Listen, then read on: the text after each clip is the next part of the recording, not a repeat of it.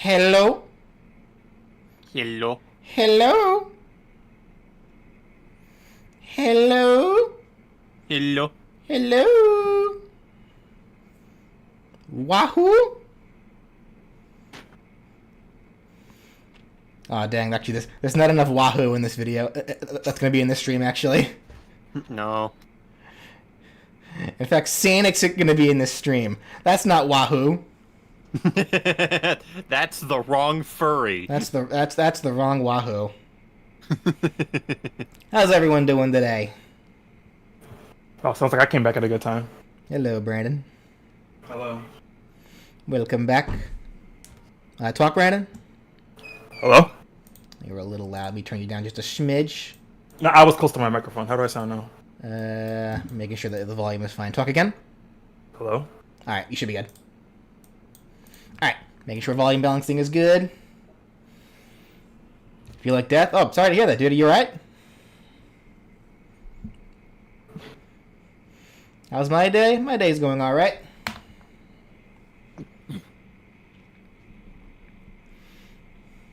We just finished a stream over on my end, and now BJ is streaming on his end. Yeah. You've been up for nearly 24 hours doing what, dude? You good? You trying to cram some last minute stuff in? So you better have been doing some charity work, otherwise turn the stream off now. Editing? Oh my goodness, dude. A little much. You need some sleep. I don't even know what's going on. I don't have the stream up yet. I just put a pizza in the oven. Alright, so I'm going to try to squeeze in 4 videos today. And the reason why I say 4 is because when we get to blue, got a feeling I'm going to be skipping through a good chunk of that video just because of the nature of how I set that one up. But also, yeah, as you see, I have some company here today. I have Brian with me because we are doing Spyro after Tales. And Roy's our boy. And we also have Brandon, who was just here. Because y'all missed me so much. Something I probably should do if Discord will even let me do it. Actually, let me see if I can set it up where you guys can watch it at the same time as me. Yeah, can you guys see that?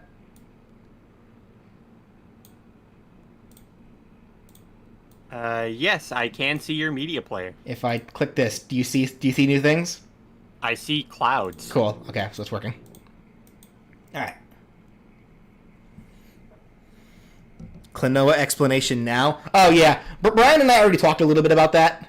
So Yeah. yeah, he and I already discussed that. Yeah. We Gucci. All right. All right. I was half expecting for a lot of you to want to talk about Mario Wonder stuff, but it doesn't look like anyone's actually bringing any of that up. So I guess we can just go ahead and get right into this then. Plus, everyone brought that up on my stream. Alrighty then, let's go ahead and get this started. Let's just get right into this then. Not enough wahoo in the stream, but that's alright. And thank you for the $2, Pichu. I appreciate it. Oh, Pichu, I just played you last night in Smash. Everything's working great! All systems go, full speed ahead!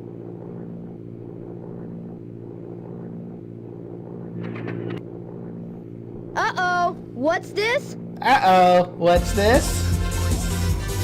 I'm not gonna lie. I thought for a second, like, man, who has a plane driving so close to their house? Ah! Turn this down just a little bit. I'm out of control! Mayday! Mayday! Going down! Ah! Look out below! Man's crashed into Smash. I mean, that's one way to do it.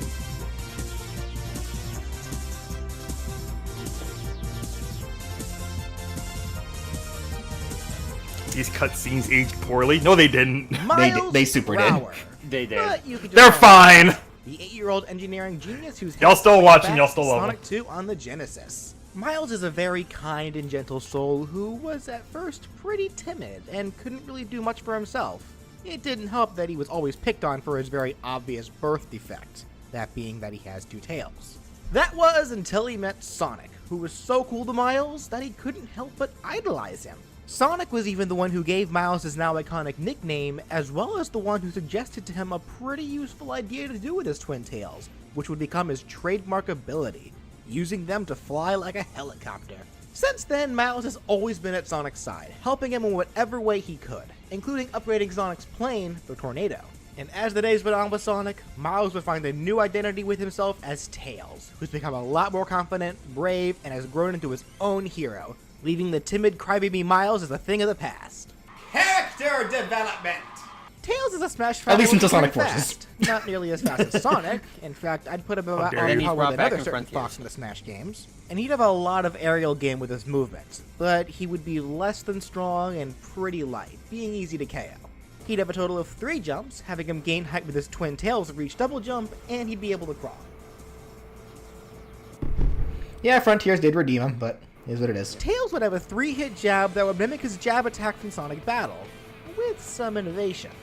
His first 2 hits would be a punch from each hand, and the last hit would be a smack from his tails. In Sonic Battle, the second punch and tail smack were actually reversed, but that looks weird, so I switched them for this moveset to make it look less wonky. His dash attack would be a move from the game Sonic Fighters, which is actually where a lot of Sonic's attacks in Smash come from. He would fly straight forwards with his head at the front for a lunging headbutt. It would go a fair distance, but would have some end lag. Tails' side tilt would be an extending double kick, just like Sonic's side tilt. This is also an attack that Tails has in Sonic Fighters. I feel it appropriate for some of Tails' attacks to purposefully mimic Sonic's, as he is Tails' hero, so of course Tails would have some attacks that were inspired by Sonic. His up... Do I still feel that way? Yeah, I think I do, actually. I think it actually is appropriate for some of Tails' moves to be like Sonic's. Because I know, like, for a few of these moves that for a few of these movesets that I've gone on, I have gone out of my way to try to move away from characters' attacks looking like others. But I think in this case, it's thematically appropriate. Yeah. Also, shout outs to our boy Ryan. Yes. Tilt would have Tails swing his arms overhead wildly, a Sonic Fighters move. That move I'd change though. That's a little odd. I'm changing that one. I wanna fly high so I can reach the highs. And his down tilt would be a low to the ground spinning tail sweep, a move that would technically be able to hit twice, because of course. Tails' side smash would be a quick forward clap with both hands straight forwards. This is one of Tails' stronger attacks in Sonic Fighters, much to the same vein as Sonic's side smash with his wind-up punch. His up smash would come from Sonic Battle, and it would incorporate one of Tails' many inventions, the Magic Hand. It would have a... Do I want to keep this? Wait, so what? The Magic Hand. Do I want to Wait, what keep about- that? I'm kind of I'd say wondering. I don't see why you wouldn't keep it. I mean, I think it makes for a decent up smash. Yeah. For a decent up smash, yeah. Yeah, I guess it's fine. Spring-loaded hand emerged from the ground right in front of Tails. Something I actually probably should think about in general. Something I wouldn't mind, because something I know I didn't really incorporate a whole lot of originally, was a lot more of Tails' like tools. So I'm going to keep that in mind as I kind of go around here. Straight upwards, and it would go a little bit higher. Oh god. This attack is only capable of hitting foes in front of Tails' Y-axis, much like Palutena and Bayonetta's up smashes. His down smash... Why do I hear controller clicking in the background? That's me, sorry. Distracting me. He's trying out your moveset. The magic hook attack from Sonic Battle, having Tails spin the magic hand around his body to hit foes on both sides. And coming yet again from Battle, Tails' neutral air would have him perform his Typhoon attack, which would have him do 2 quick spins while swinging his tails horizontally out. This move would halt falling momentum for the first time it's used in the air, and Tails would be able to move slightly left or right while using it, allowing for some decent aerial movement options. His forward air would be a forwards jab kick, which is an attack that we see him use in Fighters. This attack can hit up to 3 times if the button is pressed consecutively. The back air would... I'm gonna fix that. I don't mind the actual attack, but I'm making it in auto 3 hits, not a consecutive one. Make it an automatic 3-hit move. Not a consecutive one. Have Tails do a single spin while having his tail strike backwards and then kick backwards with his foot. A 2-hit attack that we see him use in fighters. The up air would have Tails spin his tails upwards like he uses for flight, with his tails being the damaging part of this attack. It would hit multiple times before launching the foes with the final hit. It would also send Tails upwards a little bit, so it can be used as a type of recovery option, but it does have some end lag. Keeping the move, but once again, kind of removing that little aspect of it. Remove the upward momentum. Because, I mean, just short hopping, I think, is enough. Plus, having 3 jumps already should just allow him to be able to do that naturally with just short hopping. So it's fine. Yeah. This attack simply references to how Tails can hurt enemies when he uses them to fly. And his down air would be a double spiking stomp kick, an attack usable in fighters. This attack is also, of course, capable of spiking opponents. Okay, so far, actually, the moves are fine. The only move I would change is the up tilt, and then I would just fix, like the mechanics of that forward air and up air. So far, Tails is pretty good. Tails would grab with both arms, and his pummel would have him step on the foe's foot, which is something we see him do in fighters. Wow, Tails rude.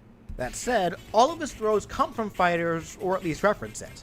His forward throw would have Tails pick the foe up while flying, then lunge them forwards and toss them away. His back throw would have him lift the foe up, then toss them overhead. The up throw would have Tails pick the foe up, lift them high into the air, then slam them into the ground, bouncing them upwards. And the down throw would have him spin dash into the foe, dealing lots of damage before knocking them away, just like Sonic's down throw.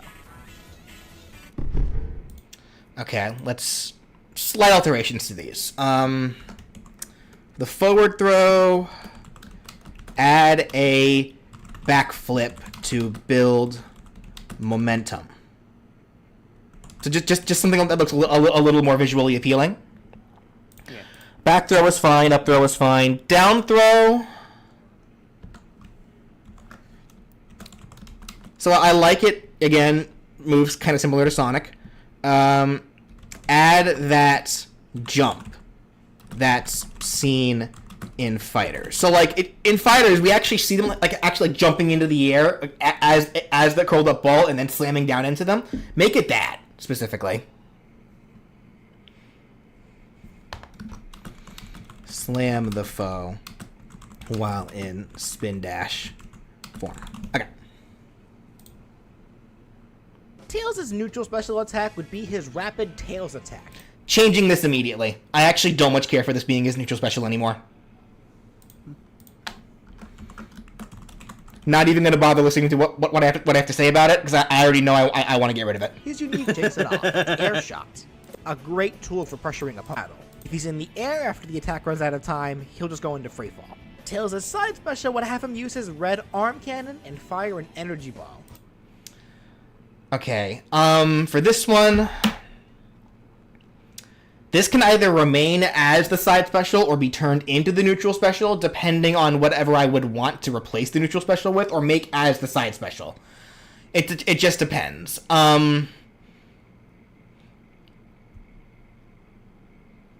Something else as well that I'm kind of wondering about, maybe it's like a slight fix for this move, like an immediate first fix. I'm wondering if I should bother using the same exact like arm cannon that he has in Sonic Battle, or maybe use a different kind of weapon that does a similar thing. Because like even like the Mii costume is just given like a ray gun, right? Yeah. Did we ever actually see that ray gun anywhere? So I don't know. Maybe use a different kind of gun? Question mark. His shot attack from Sonic Battle. If used on the ground, Tails would just fire a single energy projectile that fires horizontally. It would move kind of slow, but would deal big damage. A great tool for pressuring opponents. If this attack is used in the air, Tails would fire at a downwards diagonal angle, just like he does in battle when he uses the attack as his air shot. It would move a little faster than when used on the ground, but it wouldn't hurt as much. It would also propel Tails backwards a little bit when he uses it. Now for Tails' up special, which is so obvious that it almost feels like cheating. Cringe. That's right. He would bounce off a spring that would spawn underneath his feet, just like for Sonic's up special.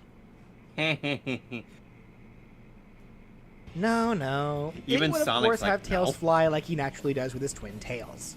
This special would work mechanically just like it does in the classic Sonic games. Using the up special would have Tails begin to fly. Holding down the special button while flying would have him ascend, while letting go of the button would have him descend. He can stay in the flying animation indefinitely, but by default he'll slowly float downwards while in the state. Tails is only able to ascend for a total of 3 seconds before he gets tired and begins to automatically descend, which would have him float down slightly faster than he would if he was in his normal flight animation. He'll never go out of his descend animation though, allowing the player to slowly guide the Folly Fox into any needed direction. The player is able to force Tails into free fall at any time by simply holding down on the control stick. And the spinning tails during the animation can hurt foes, but they would only deal small damage and would knock foes a fixed distance away. And for Tails' down special, it would be the Spin Dash, and it would work almost just like Sonic's Spin Dash down special that's in Smash. Gosh, man. Hey, Brian. Another Spin Dash? Doesn't Sonic already have like a bajillion of those for his moveset? Why don't you give Tails something original, you stupid idiot dummy? Now. Come here. Let me ask you something. Where do you think Sonic learned to use his Spin Dash in the first place? He learned it from Tails. Yep. When Sonic gave Tails the idea to use his tails for flight, Tails also came up with the Spin Dash and taught it to Sonic. Hence why we don't see the Spin Dash until Sonic 2, the game where Tails was first introduced. I actually think, if I recall correctly, Tails taught it to Sonic inadvertently. Because I think Sonic was... Because Sonic... what was the name of the move that Sonic had in the original Sonic the Hedgehog? It was, just where he rolled up into a ball and span. But it wasn't actually the spin dash. The Supersonic Spin Attack. The spin attack. Okay, yeah. So I think what happened was Tails was trying to learn how to do the spin attack, but messed up and accidentally did the spin dash instead. And Sonic was like, "Oh, that's cool. Let me do that too." Still doesn't change the fact that Tails did it first. I forgot to get my brace, and my arm's kind of bothering me. Too late now. All right. Anyway. Using the down special would have Tails roll up into a ball and dash forwards. Mashing the special button will charge the dash up, causing it to go even farther and faster upon its release depending on how much it was charged. He's also able to jump while dashing and can attack out of it, just like Sonic. The only difference with Tails' compared to Sonic's is that it would be a tad slower, but it's able to jump higher. Makes sense. Okay, so the energy shot, the flight, and the spin dash I would all keep. It's just the rapid Tails attack that I would honestly I want to get rid of. So it just depends on whatever I would want to do replace that special with. Like, it could be like a different machine, like maybe something from Tails' Sky Adventure or Sky Patrol or whatever that game was, like one of those mechs, or something akin to like using the Cyclone or whatnot. Just something else entirely. We'll see. The dummy rings, yeah, that's another thought too. It just depends. I'll think about that one.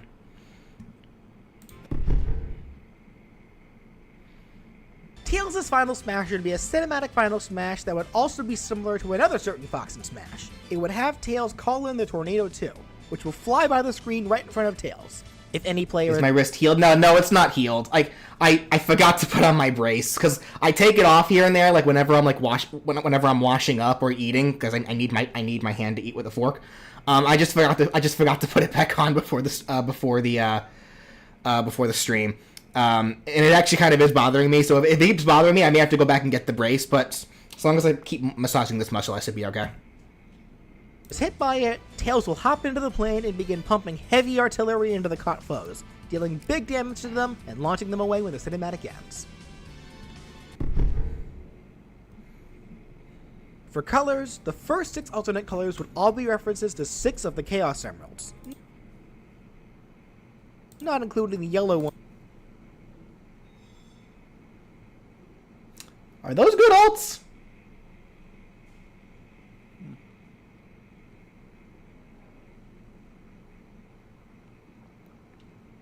Tails needs hats.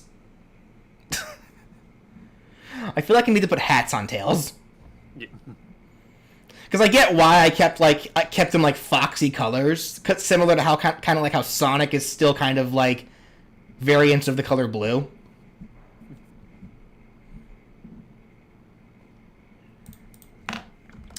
Hold on. Fix. Maybe give him more hats. Question Well, mark. actually, I feel like considering his whole thing as a pilot, maybe instead of hats, you could just give him like avian goggles. Well, that's kind of like the direction I'm thinking of. Like when I say hats, I mean just general headgear. Yeah, headwear. But even then, Since, you know, Tails by default is already yellow. And he would have a single alternate costume, where he could wear his outfit that we see him in the spin-off series Sonic Boom. I mean, it's kind of already what that is right here. With the alts can probably use some work for sure. Tails' stage entrance would have him fly in with the tornado and hop out as the plane passes by.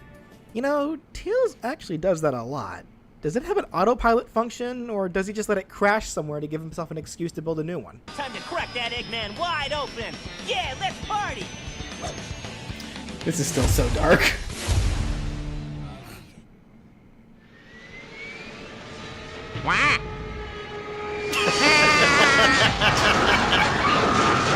Okay, that's still pretty funny. Tails' first taunt would have him pondering to himself for a second. Okay. Thank you so much, FNAF Guy fan. Tails should have an outfit that he had in Murder Sonic the Hedgehog. Potentially, yeah.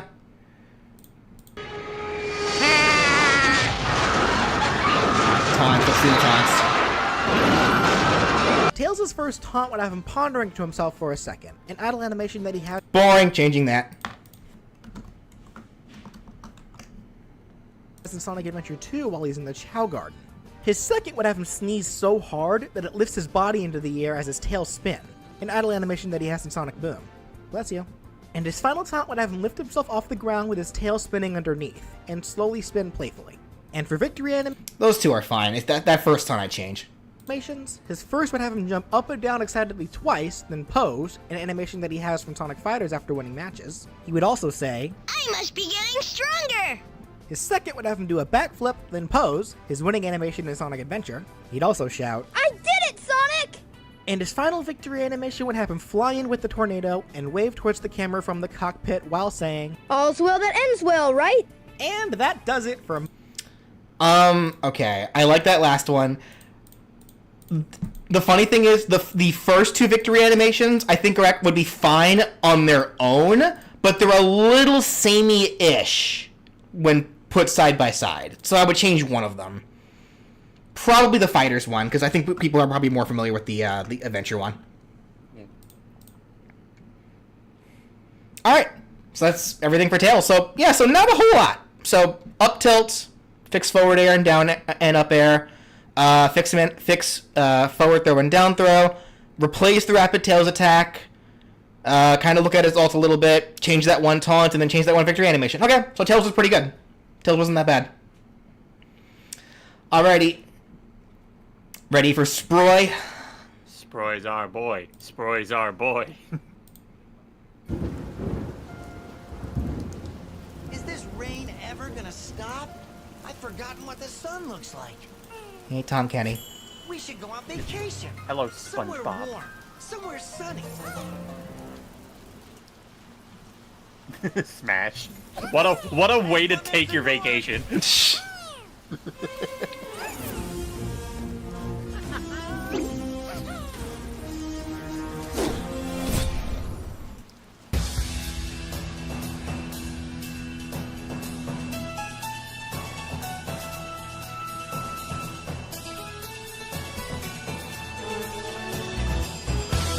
So, what? This is like 2 PlayStation characters I've done for this channel? I assure you, it's not out of any bias on my end. I just happen to adore the first character I covered for this channel, and I know more about the Purple Beast than BJ does, so I got stuck with the paperwork. Again, I'm sure I can mix it up another time with another character. I mean, either that or BJ could just come along and toss me a Magarasu or something. Foreshadowing. My guy. Anyway, Spyro. If you weren't the biggest fan of Crash Bandicoot, it was probably because this purple lizard caught your eye with his wide, expansive level design, collectathon elements, funny character interactions, and Tony Hawk simulators. And now to answer the age-old question, which Spyro? Seeing as we have 3 different versions, one of those versions having 3 separate continuities to it. Seriously, Skylanders has 3 separate universes, and it's dumb. So we're sticking closer to the original Spyro that we all know and love. No Legends, no Skylanders. We're taking things from the original PlayStation 1 trilogy games that shall not be named, GBA spin-offs, A Hero's Tale, and crossover title that never existed, and Shadow Legacy.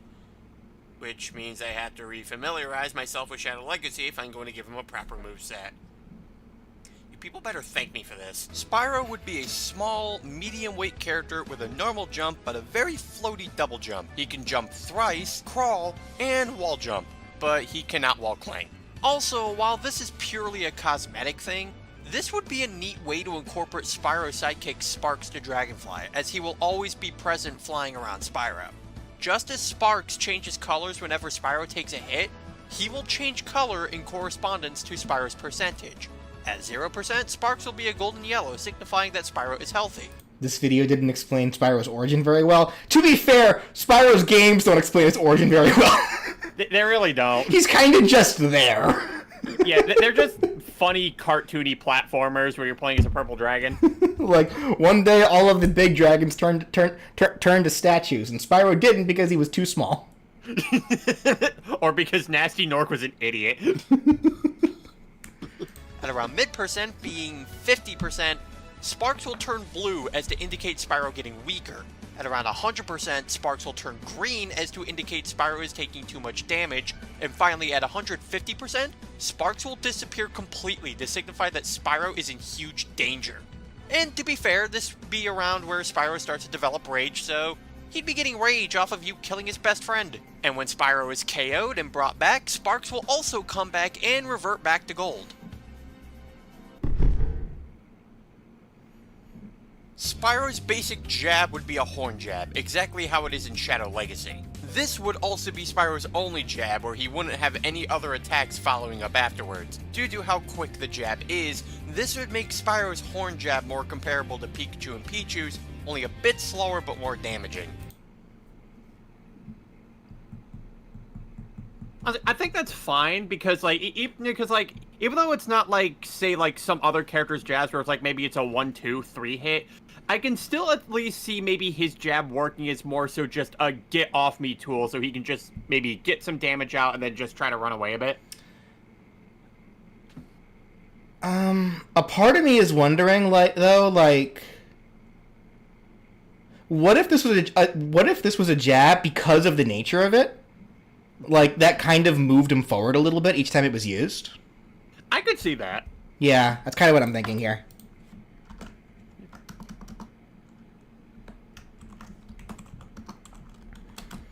Give him a small distance when used. Spyro's dash attack would be the charge attack. This attack would be unique, as this would be a dash attack you can hold out. As you hold the attack button while running, Spyro will continuously charge in the direction he's facing. The move would hit harder the longer the move is out. However, Spyro's end lag would increase the longer the charge attack is held out for. You also can't run off the ledge while using said charge attack, so don't think you can just reset your end frames by cheesing it with edge canceling. Okay, I'm thinking we should probably fix this move around a little bit. Because it's like either turn this into his side special or just make it like a more generic kind of dash attack that references the charge. Yeah, I think it would also work better as a side special as well. Okay. So let's just say change. It'd be a dash attack, because that would make it a dash attack you'd have to have more commitment to. Yeah. So let's just change his dash attack entirely then. Yeah. Yeah. Move it to potentially side special, because I don't really remember the specials for the most part. So we'll say. Nice try though. For his side tilt, Spyro would perform the tail stab. where Spyro thrusts his tail forward to pierce his enemy. There would also be a sweet spot on the talisman of Spyro's tail. Not exactly Ridley's ridiculousness, but a move that can deal good damage if sweet spotted, and a quick move for spacing. This could also be angled. His up tilt, Spyro does a tiny hop in the air and hits his opponent above him with his horns, and his down tilt, Spyro performs a quick claw swipe towards the ground and having a chance to trip his opponent. The down tilt I think is fine. I think I would change... Maybe not change the up tilt, but kind of like fix it visually. Yeah. Because I think like just a tiny hop, like just like a tiny hop, like sticking his horns upwards is a little bit awkward. Yeah. Or, yeah. Potentially just change it. We'll see. Okay. Spyro's forward smash would be his key wings from Shadow Legacy, where he surrounds his wings with key and slams them in front of his opponent. This be similar to how Palutena's F-Smash works, however, Spyro's F-Smash will increase in range the longer you hold the smash attack down for. So it's similar to how the attack becomes more powerful the longer you charge it in Shadow Legacy. Honestly, I think we should just change this move outright. You think so? Yeah.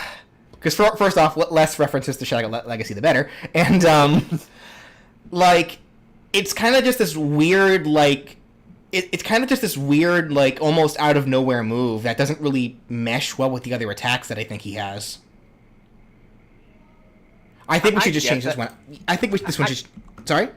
I was gonna say, I mean, I get that. My thing, though, is, like, I don't know what I would replace it with. I'm sure there's some idea we can think of eventually. His up smash, Spyro would use the Key Punch, a small ball of energy that shoots straight into the air. The attack would work similar to Snake's up smash, only it wouldn't go back down, but as a result, the attack is much faster. As such, that I think that move should get changed too. Yeah. Spyro's down smash would be the Key Roar, where Spyro charges Key and lets out a mighty roar which releases a shockwave around him, launching any foe who touches it. The strongest hit being the center of Spyro and growing weaker the further the opponent is away from the initial attack. I hate my life. This move sounds cool though. Yeah. But like... maybe not as a down smash is the only thing. I like the idea of this move, but I'm not sure how much I like it as a down smash.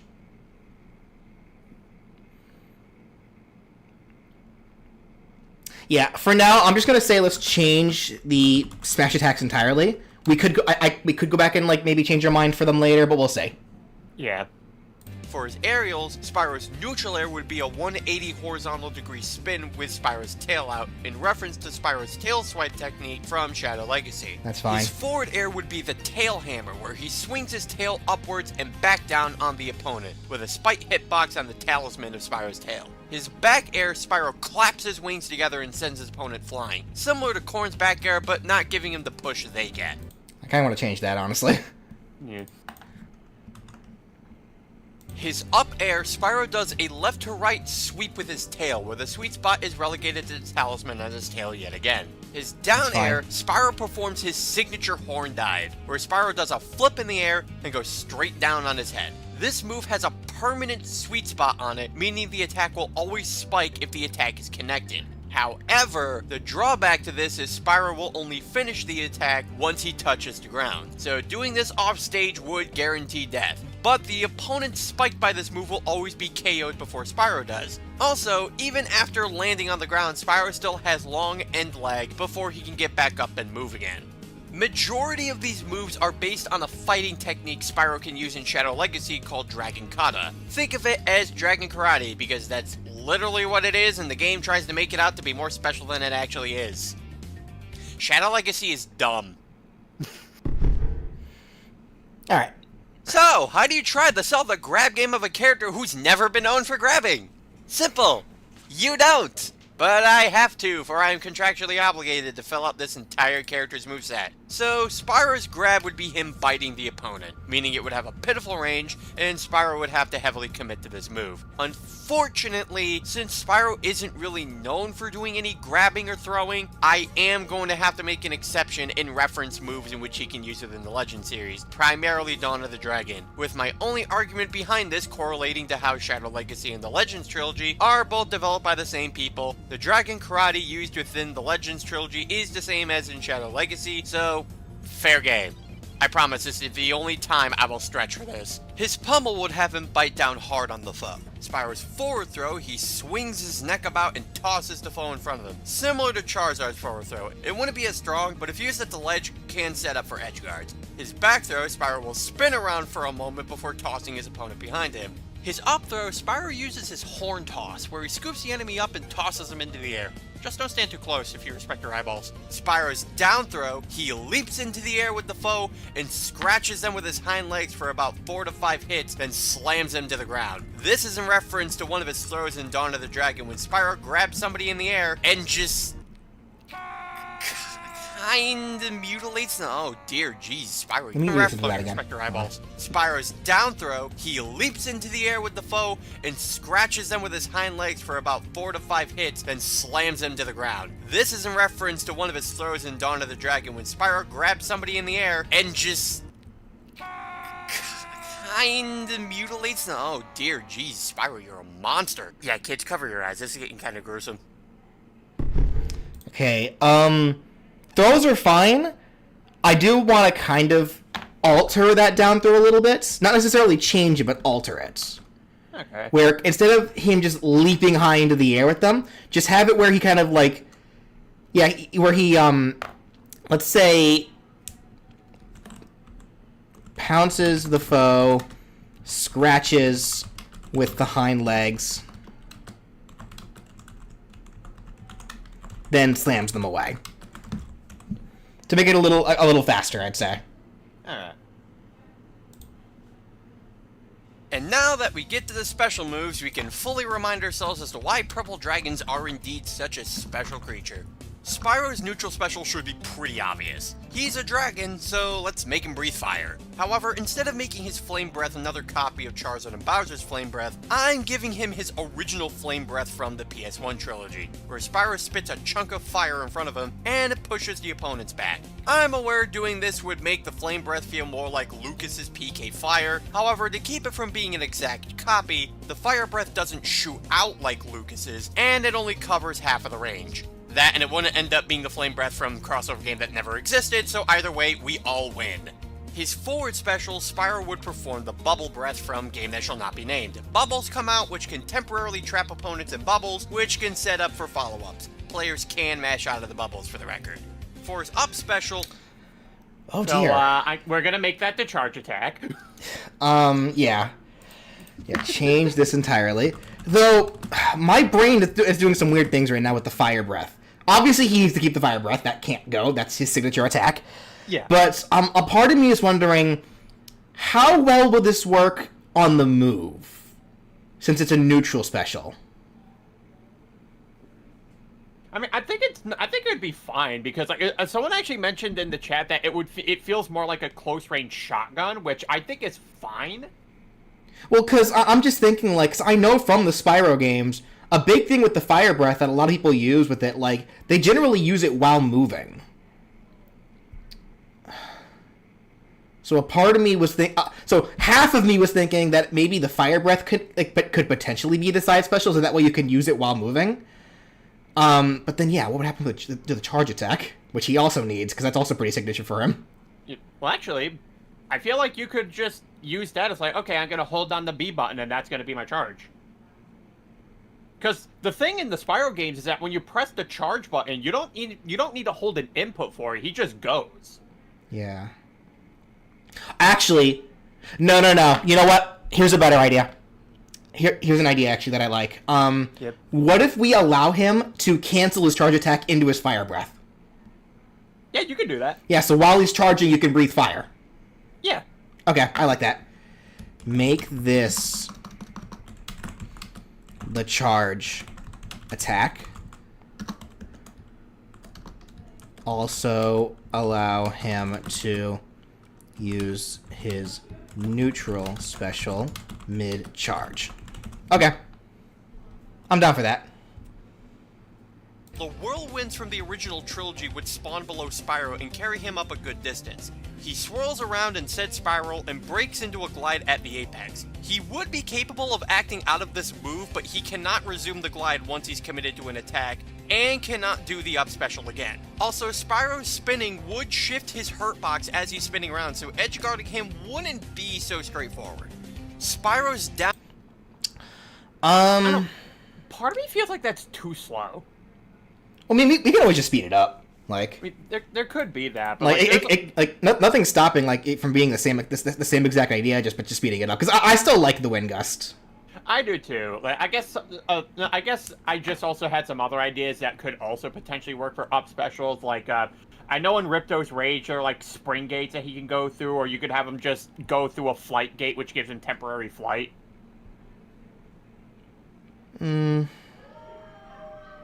I mean, we kind of already have the gliding aspect included, which I don't mind keeping. Yeah. Though I feel like we should emphasize as well.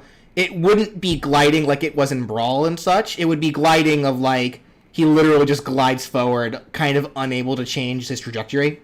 Yeah. Except for maybe, well, technically you could, I guess, down air out of it if you wanted. You could.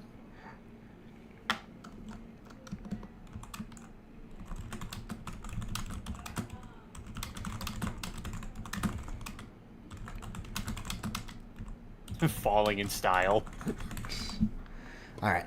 Down special would be his Ice Breath, where he fires a stream of cold breath in front of him, freezing anything it hits. Think of this being like the Ice Climbers move where they shoot a stream of ice. It'll be multi-hit like theirs and can freeze an opponent after a while. However, it has longer range than the Ice Climbers with the cost of not freezing them sooner. Would you keep that? I kind of want to.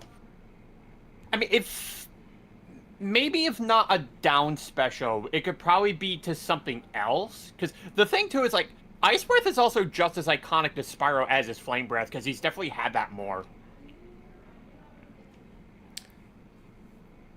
Wait, repeat that? Well, because, I guess, I do kind of want to keep something of Ice Breath, because that's also just as iconic as his Flame Breath. Okay.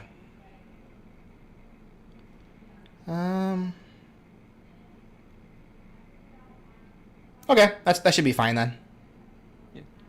Maybe use that keyway for the down special. Okay, again, less from Shadow Legacy, the better. I say using Shadow Legacy footage, but I do have in my notes here that he got the ice. He didn't just have the Ice Breath in Shadow Legacy. He got it in something else too. Yeah, well, Ice Breath was actually something in one of the original Insomniac games because it was so cold it froze his Fire Breath, and then Season of Flame, you start out with Ice Breath because it's so cold that it makes people who breathe fire breathe ice instead. I will have to make a note of, like, whenever I get around to remaking these videos and such, to actually get the footage to make it a little easier and such. Okay. What's wrong with Shadow Legacy? A lot is wrong with Shadow Legacy. We do not have all day.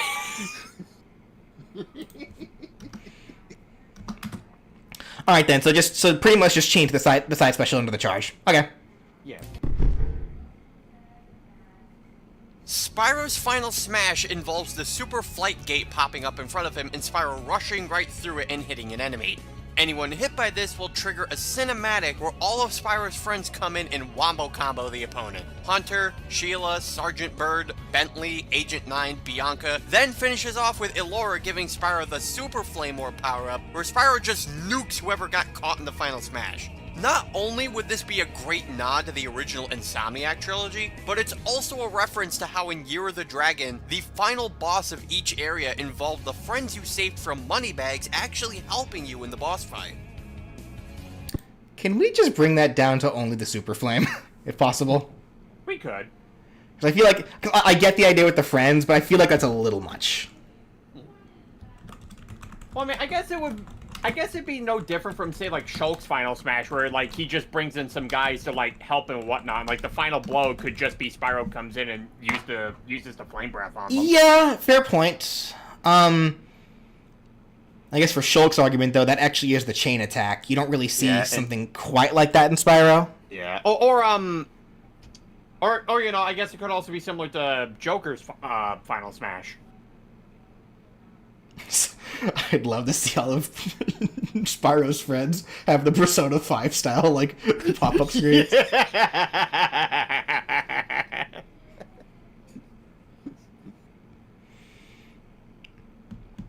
We'll think about that one.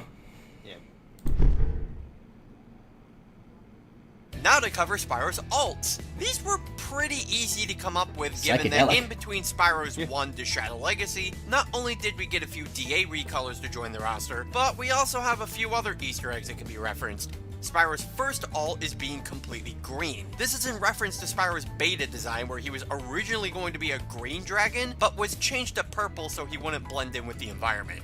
His second alt, Spyro would be That is very bright. Oh my in reference goodness. to Flame from A Hero's Tale in Shadow Legacy, who is literally just a red Spyro with a nasal congestion. His third alt, Spyro would be completely pink in reference to Ember from A Hero's Tale in Shadow Legacy. She's literally quite the Sakura in Spyro. Pink, does absolutely nothing useful, and constantly crushes on Spyro despite having no interest in her. But you can burn her with Flame Breath at least, so there's something she's good for. The fourth alt, Spyro goes completely orange. This would be in reference to Ripto, everyone's favorite Spyro antagonist from Spyro 2. I'd change this one. A part of me actually wonders, maybe we should have... okay, first off, I should say, actually, the first three colors are fine. This one I would change a little bit. Because I'm thinking, like, couldn't we have also referenced the various dragons that we see in the first game as colors? We could. Because this one I'm not too keen... This one specifically I'm not that keen on. Like, the first three I think are fine. Though I wouldn't be surprised if there is a green dragon as well, somewhere in the first game. Yeah, honestly, I feel like this probably would be better if, like, we made the orange a bit brighter, because it's looking up, because the orange that you're choosing here looks a bit too, a bit closer to the red alt. Yeah. And the GBA titles except Season of Ice. I guess it could be a reference to the orange Spyro code from crossover game that never existed, but as we established, that game never existed. His fifth alt, Spyro would be yellow with black spots covering his body. This is in reference to I'd Hunter change this one, Vegeta, too. Spyro's companion, whose mental stability is questionable. We need to save the eggs to save the Dragon Realms. Why are you making me skateboard for them? How many are you warning? His sixth alt, Spyro, is completely blue in reference to the sorceress from Spyro Year of the Dragon. And his The actual alt is fine. It being referenced to this character seems a little out of place.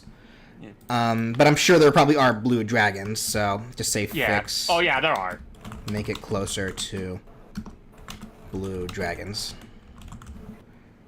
The last alt would be Spyro with bright purple scales. This is in reference to Spyro's Japanese design, where his color scheme is much brighter than over here in America. This one's fine. Spyro's entrance would be him gliding onto the stage just as he does in the Spyro 1 title screen. His up taunt, Spyro looks around the stage similar to his idle animation where Spyro just looks around the level. I'd change that one. It's a little basic. His side taunt, Spyro yawns and is about to go to sleep until Sparks flies up and wakes him back up. You know, now that I think about it, this is the second character I've covered where they are both a PlayStation character and have a small floating companion. I really am covering Amaterasu next, aren't I? And his down taunt, Spyro proves himself from the scrub emanating from his opponent's soul. Or at least that's what I like to think of it as. I mean, just look at him. He totally thinks he's better than you. For his first... The second taunt I think is fine. I'd change the third taunt. I'd probably add a little more to the second taunt at least. I like the idea, just like add a little to it. Just make it more visually appealing. Yeah, I guess.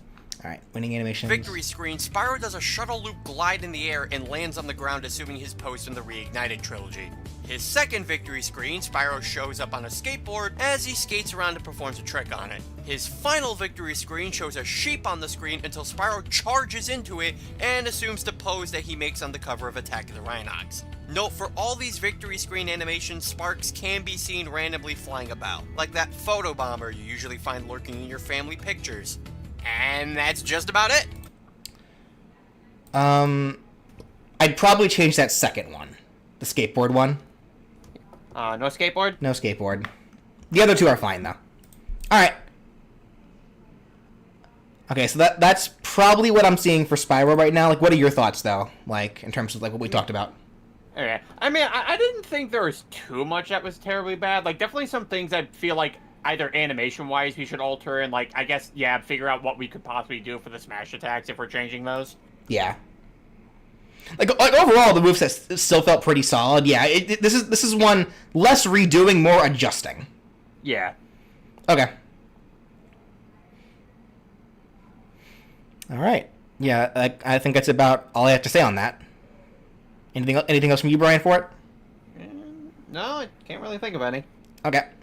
Sproy's our boy. Sproy's our boy. All right, so we knocked out 2 characters in less than an hour. So, and this one, I promise you, will take even less time.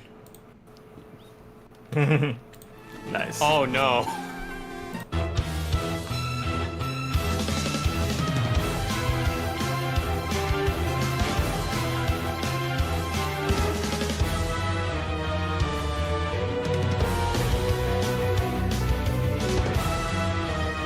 The very first rival, infamously known by Pokemon fans everywhere. He's gone by many names over the years, since his own grandfather can't seem to remember it most of the time. Green in Japan, Blue in America, Shigeru in the anime, and Gary in the English dub of the anime. For today, I'm going to be referring to him as Blue, since this is the game's iteration of the character we're going over, not the anime's, and in general, Blue is just what I've always known him as, not Green.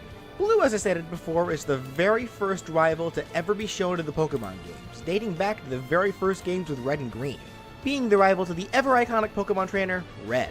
He's an arrogant but very skilled trainer, always being one step ahead of Red on their journey, even choosing the starter that was specifically strong against the one that Red chooses. His skills were even great enough to earn him a spot as the Pokemon champion, for all of like 10 minutes before Red walks in and swiftly dethrones him. After that, he ended up taking up the mantle as the gym leader for the Viridian City Gym, after its previous leader, Giovanni, disappeared. You know, this is the second gym leader I'm covering for this series, and he works at the exact same gym as the first one I did. Huh. Well, enough about Blue himself. I'm sure you're all anticipating what 3 Pokemon I've chosen to give him, and he's certainly not sparse with options. Well, I've decided to do something a little different from Blue, and I know that some of you guys may not be very partial to this idea, but... Nixing this entirely, obviously. Yeah. That said, let me play a little bit more before I say more. I've come to the conclusion that Blue would be best suited as an Echo Fighter for Red, and the Pokemon I've chosen to give him would be the Seed Pokemon Bulbasaur, the pre-evolution to Ivysaur, the Flame Pokemon Charmeleon, the pre-evolution to Charizard, and the Shellfish Pokemon Blastoise, Squirtle's final evolution. Okay. I do not want to change this lineup. I know there are probably going to be some people that saying give him Pidgeot, give him Arcanine, give him whatever, other Pokemon that he has been used. My whole thing is I always very closely associate Blastoise with Blue. And a part of me does still kind of have this mentality of like, if I'm using one starter for a team, the entire team should be starters. I also still very much like the idea of Blue using Pokemon that directly counter Red's. The first stage, Grass type against Red's first stage Water type, the second stage Fire type to counter Red's second stage, Grass type, and so on. You get what I'm saying. I don't want to change this lineup. I still like this lineup. What is changing, though, is not only the fact that him being an Echo Fighter, because first off, me making him an Echo Fighter to begin with was a terrible idea. That wouldn't even work. The rigs of these Pokemon compared to the Pokemon that Red uses would not match. They just wouldn't. So he couldn't even have been an Echo Fighter from the initial from the initial idea. That was a failed idea to start off with. But even then, I don't even want him to be a semi-clone. This is going to end up being a moveset that I completely redo. I want to give all of the Pokemon brand new moves, ones that better fit, like, not only the stage of the evolution that they're on, but also ones that better fit to Blue's kind of playstyle. Like, to what Blue is. Like, to how Blue fights in games and such. So that's why this is going to be a pretty short look over, because, again, we're not going to skip it. We're going to watch it, though we're going to kind of breeze through it a little bit, because there were a lot of points where it was like, because if you remember how I set up this video, it was kind of lazy, honestly.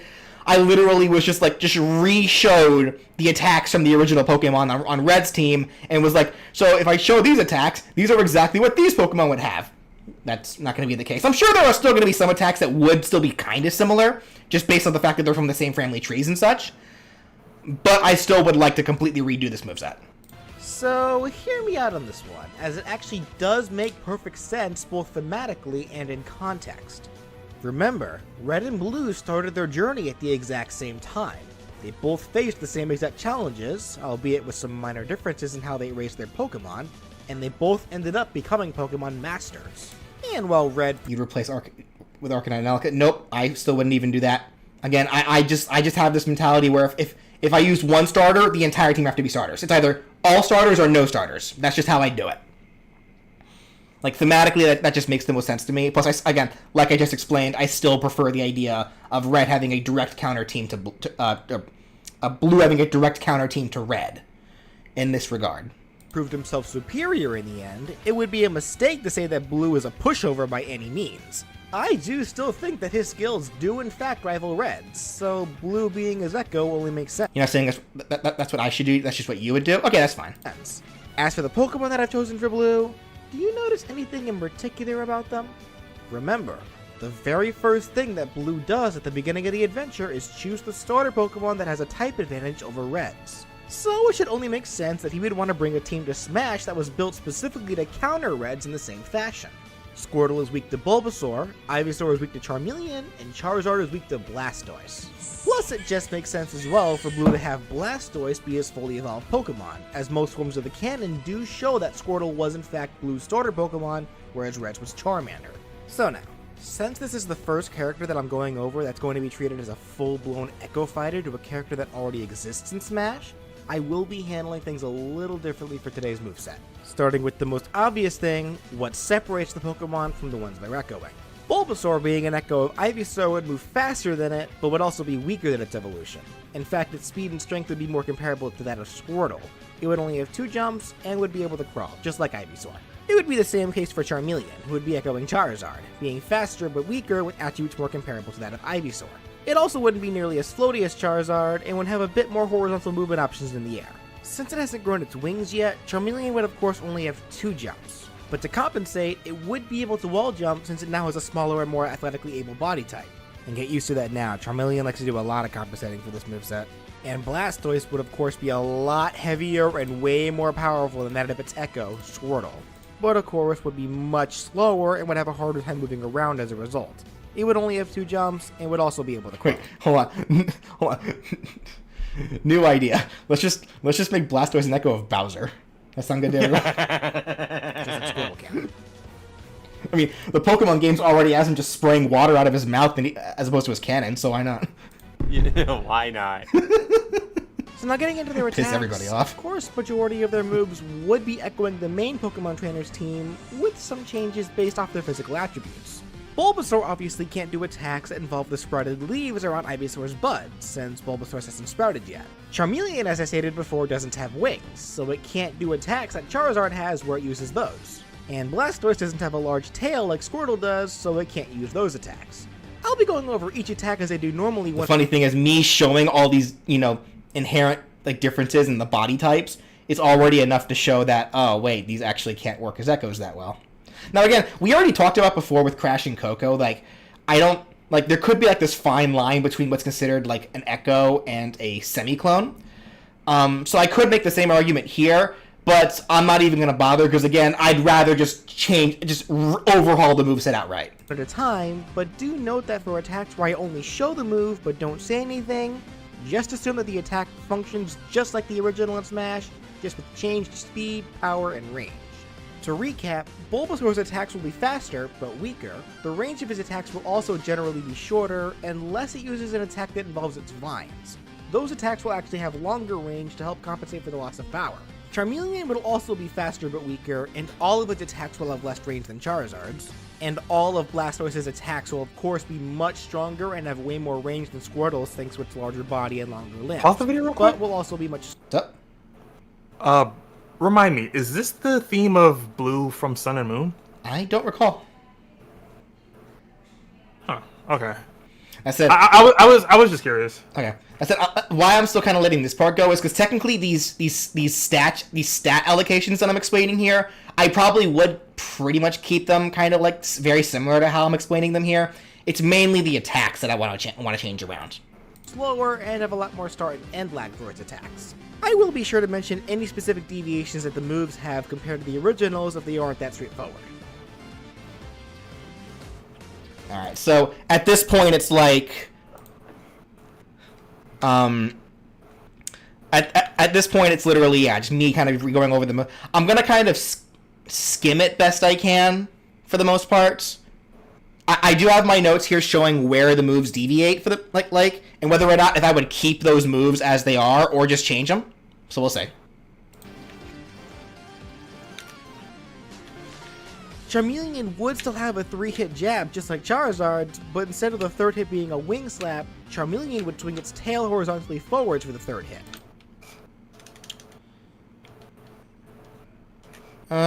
Slash tail. Yeah, that could still technically work for Charmeleon, that's fine. Blastoise would only have a 1-hit jab. It would technically mimic the first hit of Squirtle's jab, but it could also be seen as a reference to its jab attack in Pokken Tournament. Actually, that move's fine too. Why not? Just big punch. Big Ganondorf punch.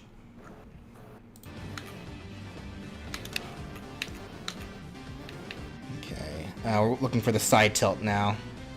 The sad thing is I don't want to actually skip like with the 30 seconds because it's 30 seconds. Ivysaur's side tilt, where it spins its leaves for multi-hit damage, Bulbasaur would kick its back legs up to thrust its bulb forwards above its head to hit foes while standing on its front legs and supporting itself with... What do you guys think of this move, actually? The idea of this being a side tilt?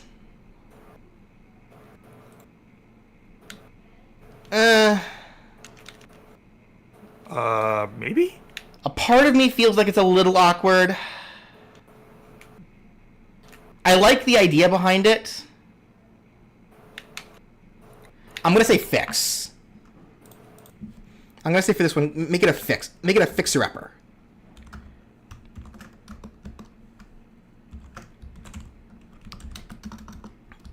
Fix animation. It's fine. This would be a single hit attack. Blastoise's side tilt would have it do a shoulder check that would propel it forwards a little bit. Another attack from Pokken. I'm gonna go ahead and change that one. That one I'm gonna go ahead and change. Charmeleon's up tilt would have it do a quick jump and thrust its head upwards to attack with the horn on top of its head. Working much like Charizard's up tilt, just using... I want to change that. its Right, head, let me not jump wings. ahead a little It bit. would shoot water from its can.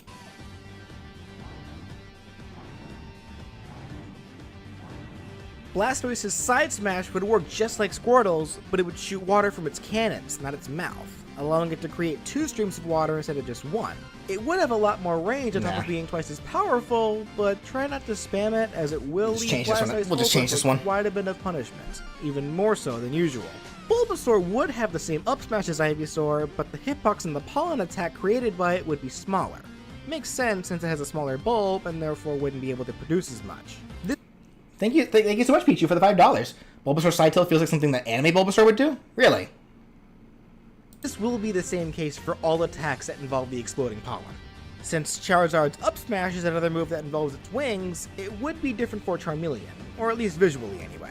It would do the same motion, but just use its claws instead, swinging its right Go ahead and change that.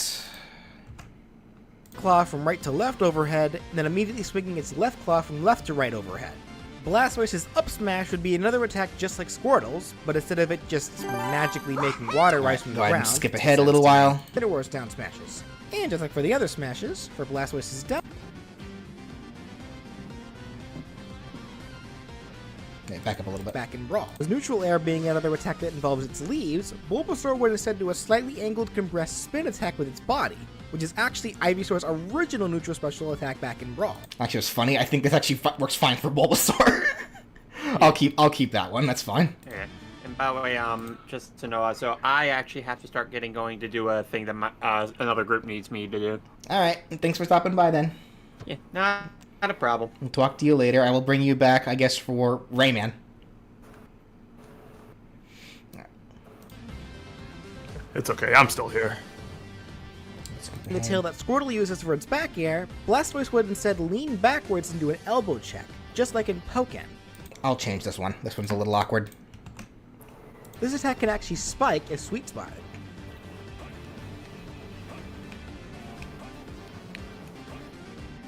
So we're looking for the Blastoise up air now.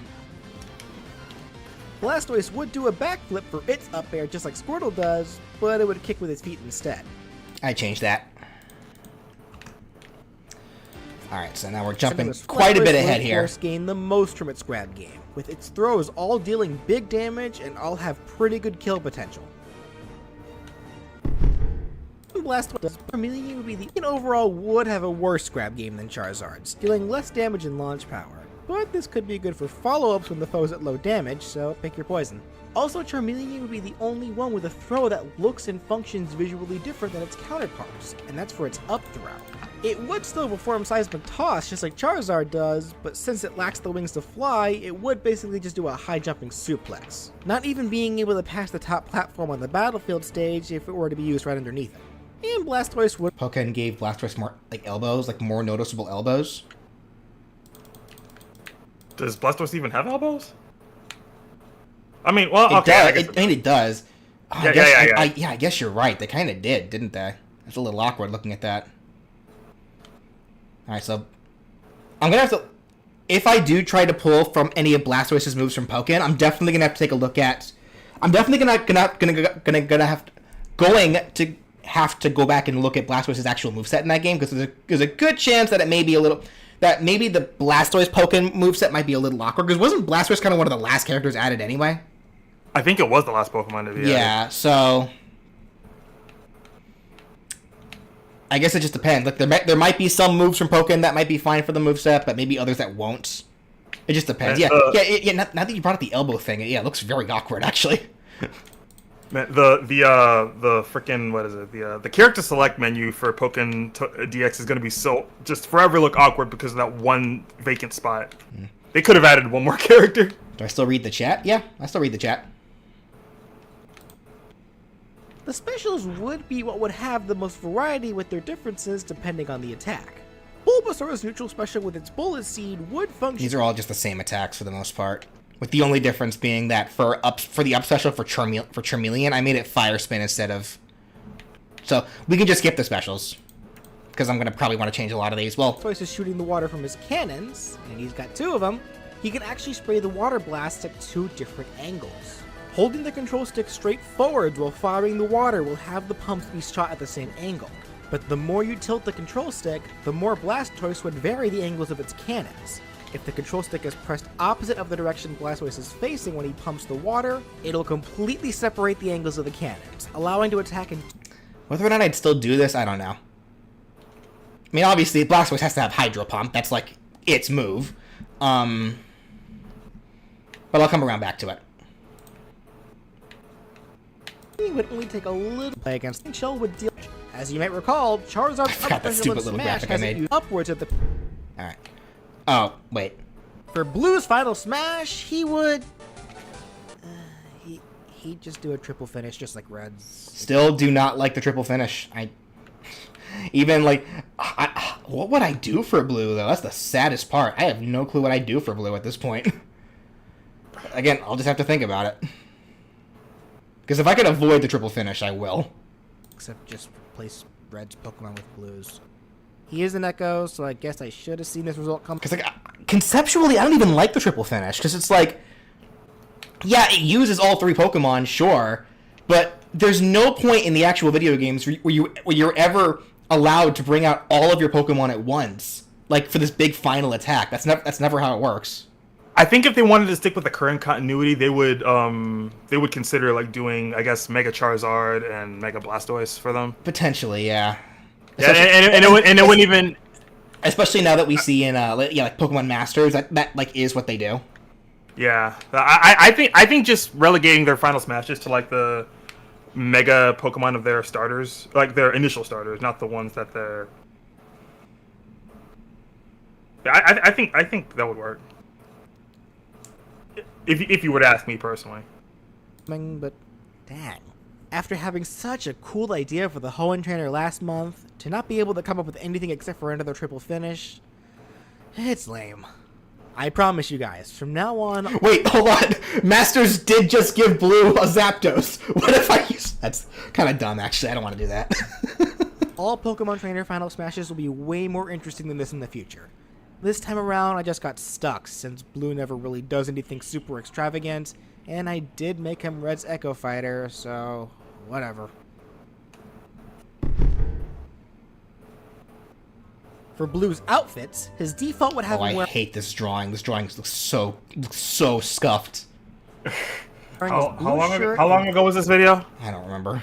This is an early one, so... Bright pants. The outfit that we definitely- see him okay, wearing Pokemon Let's Go Pikachu and Let's Go It's normal. Eevee. Though this was actually his outfit that he had way back in the days of old for red, green, blue, and yellow. His first alternative outfit would have him wearing his outfit from Pokemon Fire Red and Leaf Green. His Pokemon for this alt would have blue hues.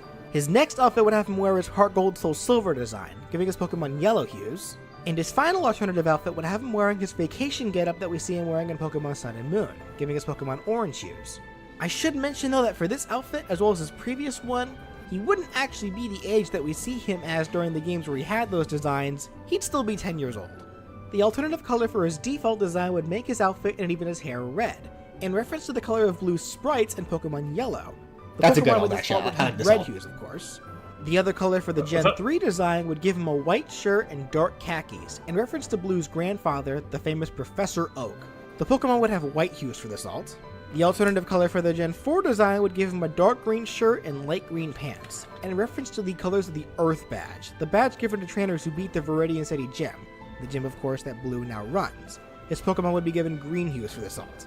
And the final alt given as the second color for Blue's vacation getup would give him the colors of Samson Oak's clothing. Yeah, you're right. Blue looks like he's wearing a mask of his own face. That's exactly what this looks like. Oh, I'm angry. In reference to how this outfit for Blue was shown off in the same game that Samson Oak was introduced in. Plus, they are relatives. What would this relationship be called again? Samson Oak is Samuel Oak's cousin, so I guess that would make him Blue's cousin? Twice removed, I think? Sorry, I don't actually have a full comprehension how that works. They're related, that's all you need to know. Okay, the alts I think are fine. I would change the coloring of that one green alt, referencing the Earth Badge, so like fix the coloring here.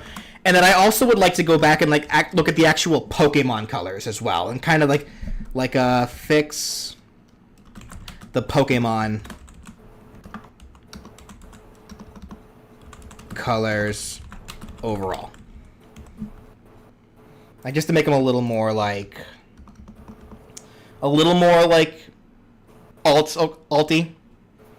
And again, like something else, like especially with with a lot of these trainers, masters now exists with that are giving them colors and like all these different outfits.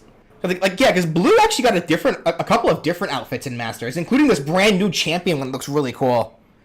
So I'm gonna have to look around, look at that in general. Oh, right, and the Pokemon would have purple hues for this alt. The first taunt for each Pokemon would be animations from Pokemon Stadium. Bulbasaur would wiggle its bulb, then do a tiny roar. Charmeleon would do a simple roar forwards, and Blastoise would look at each of its cannons. Bulbasaur's is actually fine. I'd change the other two. Bulbasaur's second taunt would have it playfully bounce on its front two legs, in reference to its sprites from Pokemon Emerald version. Charmeleon would do a couple of quick mock claw swipes while making a snarling sound, in reference to its sprites from Pokemon Crystal version. And Blastoise would get on all fours and adjust its cannons into different angles before getting back up. A slight reference to its sprites from Pokemon Okay, those two for Bulbasaur and Charmeleon I think are fine. I'll change the Blastoise one, or at least alter it a little bit. Silver version. And for their final taunts, Bulbasaur would sit up on its hind legs and look around slightly bewildered. A reference to an animation that it Change has that. in the game Pokemon Snap. Aww. Charmeleon would slightly flex its body intensely while causing its tail flame to grow in size for a short bit. There it goes again, trying to compensate. That's a good And taunt. Blastoise would retract into its shell and spin in place before popping back out. And finally, for victory animations, Blue's first would have him give the camera his two-fingered salute while saying, "Smell you later, loser," like the jerk that we all know he is. Then pose while holding a Pokeball forwards. And people wonder why everyone gives him nasty names. Bulbasaur for this pose would rock back and forth, then pose while its bulb pulsates. This references both its black and white sprites I'd change and that its for crystal sprites Bulbasaur. afterwards. Charmeleon would flex one of its arms, then pose, a reference to its platinum sprites. Change that for And Charmeleon. Blastoise would be spinning in its shell in the background, then quickly slide up the blue side, then pop out of its shell and pose, a slight reference to one of its Pokemon. Why are its arms so long in Pokken? Now that you pointed that out to me, yeah, it's very apparent, and it looks awfully weird. Oh, and my mouse is doing weird things. What is my mouse doing? Mouse. Hold on. There we go. That was weird. Okay. And yeah, now that you pointed it out, it's abhorrently apparent. I don't like this. Yeah, Blastoise may be a Pokemon where I may have to avoid Pokken specifically for Blastoise. It depends on the actual attacks. Yeah, like, this looks kind of gross. Okay. Anyway. Let me pull this back up because my mouse is doing some weird glitchy things. I gotta fix that. Alright. In animations. Blue's But yeah, change that as well. second victory animation would have him give a one-handed shrug like he does in Fire Red and Leaf Green while saying, "I happen to be a genius. You didn't stand a chance." Then he'll turn around and toss a Pokeball into the air a couple of times. The genius line is a small reference to Blue in one of the Pokemon Generation shorts. You should go watch those, by the way, if you haven't already. They're amazing. Anyways, Bulbasaur for this pose would do a backflip, then pose while standing on two of its side legs while its vines are out. A reference to another animation that we see Bulbasaur do in Pokemon Snap. Charmeleon would... That's fine, actually, for a victory animation. breathe fire into the air, then do a punch forwards to pose. And Blastoise would punch its fists together, then roar forwards. This would reference both its Emerald sprites, as well as an animation from Pokken. Actually, that's fine for that's actually fine for Blastoise as well. Okay, so all those victory animations are actually fine And for for the them. final victory poses, the ones where we have the trainer interact with their Pokemon, with Bulbasaur, Blue would kneel down next to it and give it a playful noogie, slightly annoying it. But Blue makes up for it by petting its head afterwards. With Charmeleon, the two would do a high five, with Blue purposefully holding his hand higher than Charmeleon's reach, making it jump for it. Then they'll both pose with their arms crossed. And the final would have Blastoise cause it to rain, making Blue flinch as it gets wet. Blastoise then scratches its nose as Blue just sighs and leans against its shell, putting his hands into his pockets. And that does it for Pokemon. Those were actually good animations because it kind of shows like Blue's slight bully side a little bit. Okay. All right, so so overall, so Blue, like I said, I already plan on giving a huge overhaul to. Gonna look at all the Pokemon again, like try to give them like a bunch of moves that there might be some that like are similar to like the the other forms because again family tree and whatnot, but I'm definitely gonna make this moveset more his own. All right, so let's see, we are only an hour and 17 minutes in. Let's go ahead and end this off with I'm sure the moveset a lot of you probably have been looking for the most since it is my most popular movesets. Uh-oh. The most popular moveset that I have on this channel. Alright. Oh, right. We're going to be here a bit. This was a long video. Yep. Hey, Sans.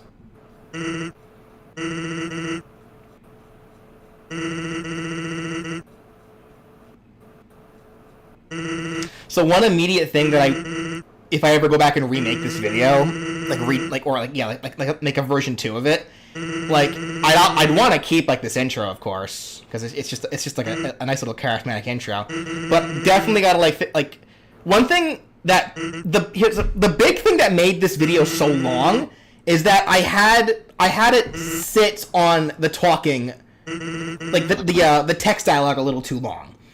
I would speed it up for sure because people, for the most part, can read faster than what I had it set up here for. So that would help speed it up for sure.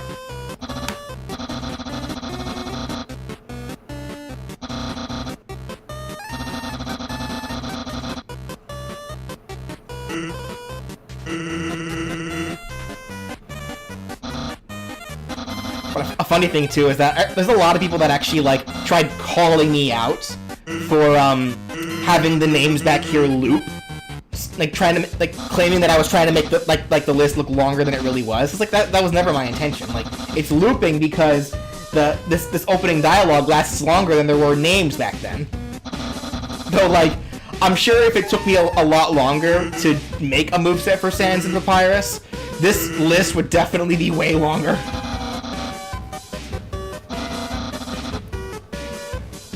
Alright, we can actually go ahead and skip a lot of this. Because it's just, you know, just gags. Papyrus Sans stuff. Video, you may any Undertale spoilers.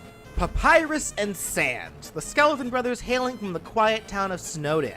Now, for those of you who've seen my Frisk video, you may recall what I said at the beginning of that episode. I just personally don't think that he's all that well suited to be a Smash fighter. Now, don't get me wrong, I love Sans. He's my favorite character in the game, and everyone wants him in for a reason. And I'm certain that he is very capable of being a fighter, but people seem to forget about one glaring flaw with the character. He's lazy.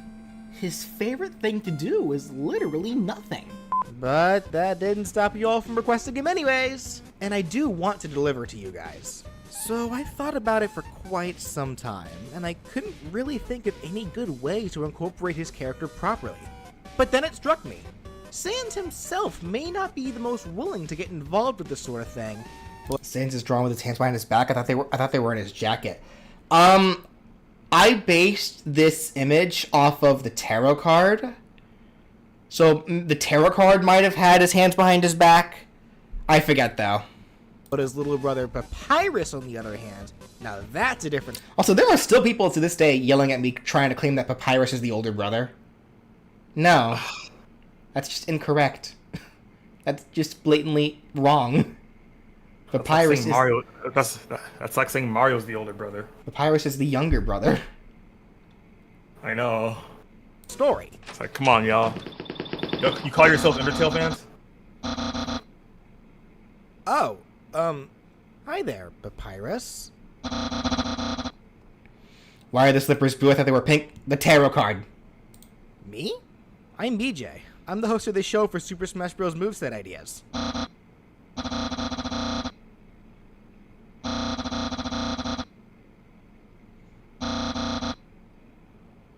Oh, well, this isn't actually anything official for the game. It's just my own personal ideas for if any...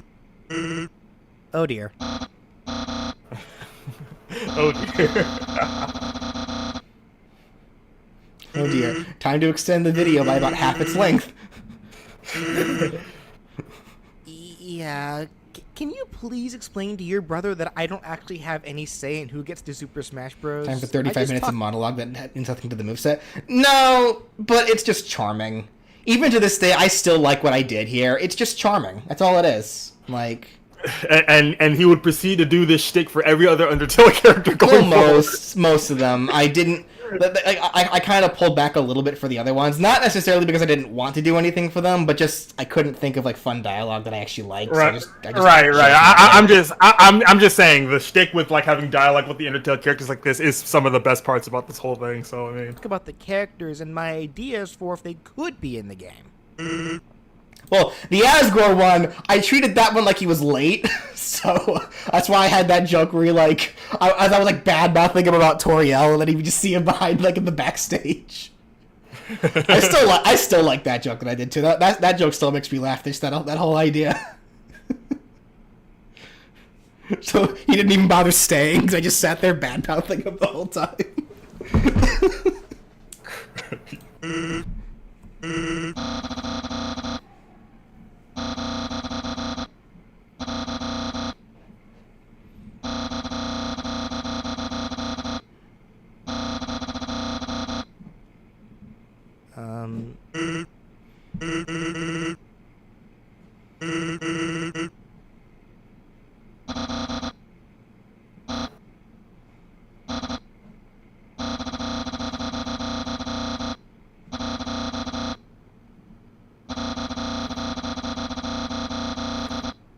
Oh, awesome. Don't worry, Papyrus. I'll be watching me closely too right now.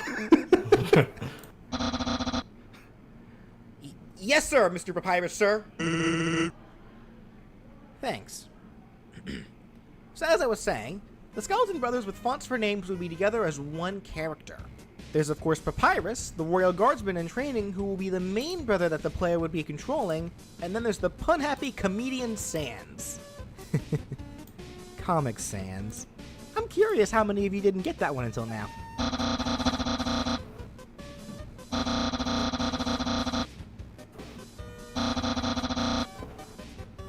Anyways, Sans will only be in the background while Papyrus fights. They're to give him moral support, if you will.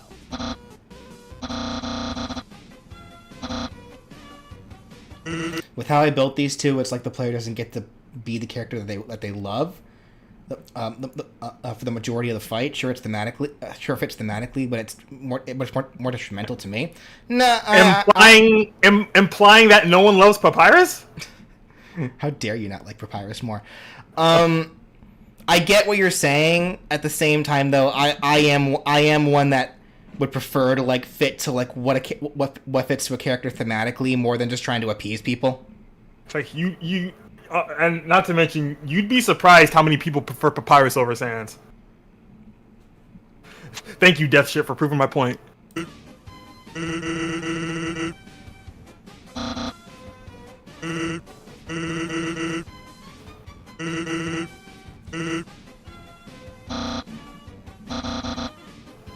Hey, well, you know what? Well, it's fine. Papyrus isn't like this either. Papyrus would be an average weight class fighter with only 2 jumps and no additional movement options.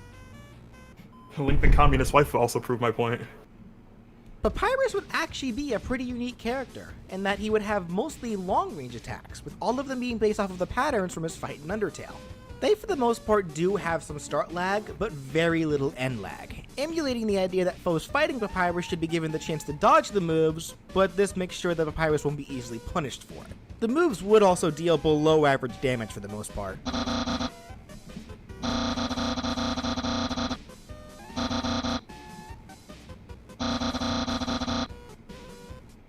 Right. His basic jab would be a one-hit spammable attack that would have him spawn his vertical standing basic bone attack that would slide across the ground for a fixed distance before disappearing. It will disappear automatically if it hits an opponent, and the bone itself would be a little bit shorter than Papyrus. I should also mention that when it comes to bone attacks that specifically slide across the ground, they will stop once they reach the edge of a stage or platform. His dash attack would have him do a quick break while sending... Okay... I do still like this whole idea of like him spawning the bones for his attacks. Can you reflect the bones? That's actually something I didn't even mention in the video. And I made a point about bringing this up, I think in one of the mistakes videos. I think I had it where the bones that were grounded cannot be reflected, but the ones that are in the air can. I mean, potentially, I could also set it up where bones cannot be reflected until after a certain point. So, like, make the grounded bones not reflectable at all, but then the aerial bones reflectable, but only after they travel a certain distance. 3 bones forwards that all start out taller than himself, but they get shorter the farther they go before disappearing under the ground. So this attack would be better to use when closer to opponents. His side tilt will be just like his jab, except the bone will not be connected to the ground, but instead float in the air, and it wouldn't be as spammable. Papyrus' up tilt would be unique in that it would also act as a type of sidestep. Papyrus would step into the Z-axis, and spawn a single bone in the spot where he was standing that shoots straight up into the air. It would go only a little bit higher than his head. His down tilt is also kind of similar to his jab. It would have him spawn a single tiny bone that slides across the ground. To compensate for its size, it's faster and a little bit more spammable. Papyrus' side smash would of course be another vertical standing bone that slides across the ground. And like for his dash attack, it would start off tall, but it gets smaller as it moves forwards. However, the range of this move would increase the longer this move is charged for. And if it's charged for at least longer than half of the charge time, when the bone reaches its shortest height during the attack, it will begin to grow again. At full charge, the bone would end with it being the same size as it started. His up smash would have him summon 5 bones right behind himself that would emerge straight up from the ground in a hill shape, with the middle bone being the tallest and the other bones being shorter the further they are from the middle bone. The middle bone is taller than Papyrus, and the 2 shortest bones on the end of the move would be further away from Papyrus, allowing for some decent horizontal coverage if needed. And his down smash would have him spawn 2 bones that move horizontally across the ground on both sides of himself. They would move about as far as Papyrus' arm length. Papyrus's neutral air would be like his down smash, having him send 2 bones outwards horizontally on both sides of himself. They would travel a tiny bit farther than the down smash would, but the bones would be a bit shorter and wouldn't be as strong. I'd change that neutral air. First change so far. So far, like I'm actually okay with most of the movesets so far. That neutral air, I would like to be a little different though. What are you thinking? I don't know yet. I'll think on it. Fair enough. His forward air would have... Are the bones coming out of his armpit? Sure, why not? No, I imagine he's creating them with magic. Like that's kind of how I always thought it. him send forwards 2 bones that are perpendicular with each other, with the lower bone being the longer bone. His back air would be the same, only being sent backwards, and the lower bone would actually be the shorter one instead. His up air would have him spawn 2 bones directly above himself that would be right next to each other at the start, but then separate as the attack continues. And his down air would be the opposite of his up air, spawning 2 bones that start far apart, but then move close together as the attack continues. This move would actually have a sweet spot that can spike opponents if they get caught right in between the 2 bones as they begin to close the gap and touch. Whew. Okay, so aside from that neutral there that I would like to change, everything else I think is actually fine. Like, he's a high disjoint character, like, but everything else I think is okay. Yeah. I can see why you keep these attacks, but there's one thing that they're all lacking with me: personality. None of them scream flamboyancy to me. I get what you're saying. A part of that, like, so there's 2 things on that one. Like, I actually agree with, I do agree with you on this, to a degree. Papyrus never really showed, like, when Papyrus is serious, when he's fighting, he never really showed, like, too much goofing off during it. Though you can get him to goof off a little bit if you distract him during, like during the actual, like, fight with him. Like, if you act with him, he'll goof off a little bit because he's not sure what to do. But if you actually fight him, he does take it a little more seriously. But the way I see it, so I guess one thing I could alter for all of the moves, not necessarily the actual attacks themselves. I think all but the neutral air are fine. But maybe his presentation for them, like his animations for how he summons the bones, could be a little more flamboyant. So I get what you're saying there. So, well, what do you think?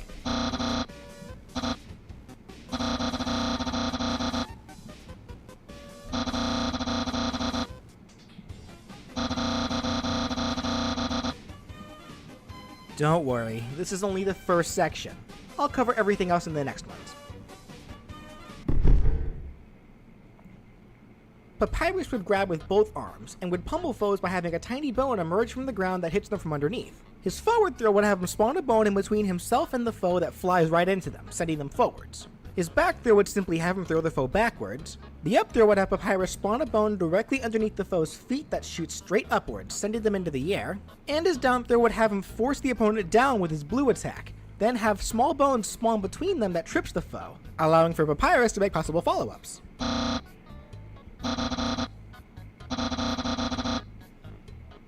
And that is...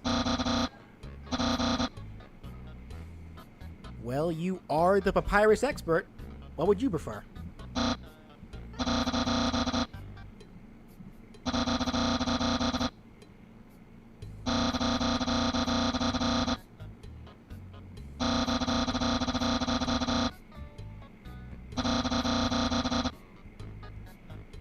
That actually sounds really cool. Thank you, Papyrus. Well, yeah, a lot of people do, man.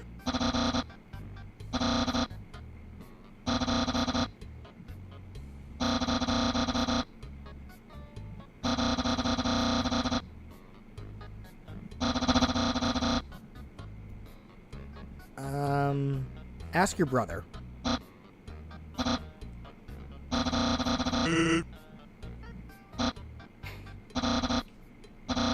Let's just move on. Alright, that was a good joke. Okay. Anyway, the grabs I think are fine for the most part. I'd probably alter them a little. I'd probably alter their angles a little bit to not make them like so stiff and straight. So yeah, maybe like for the forward throw. So fix, alter the angle. Same probably for the back for that back throw. And I'd probably remove the blue attack aspect of the down throw because it doesn't really need it. I think just tripping with a small bone is fine. Remove the blue attack aspect. For Papyrus's special attacks, he would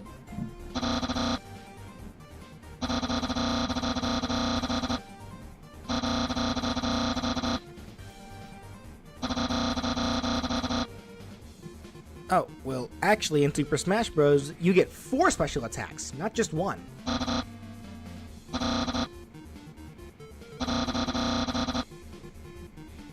Just have a listen and you'll understand. For his neutral special, he would use his Blue Bones attack. It is in the context of Super Smash Bros, so just roll with it.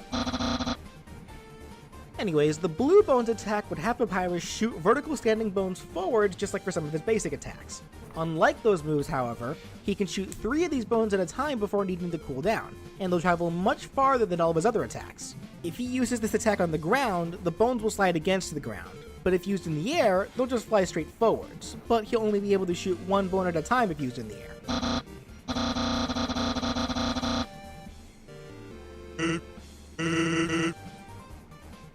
Don't worry, I didn't forget. This move can only hit opponents who are moving when it collides with them. If a foe is standing still, the bones will just travel right through them, not dealing any damage, just like how the blue attacks work in Undertale. For Papyrus's side... Okay, so for this, I'm gonna add a little note to it because the actual move is fine. I do want to add a note because of the nature of the move. So add. So because obviously it only hurts you if you're actually moving and not standing still, they would walk like on the ground. It's much easier to walk right through them. But because in the air, like you're always moving, there's no way to avoid them that way. So they'd be much stronger in the air. So because of that, the aerial version of this move always counts as a projectile. Okay. Special, this would be his signature special attack.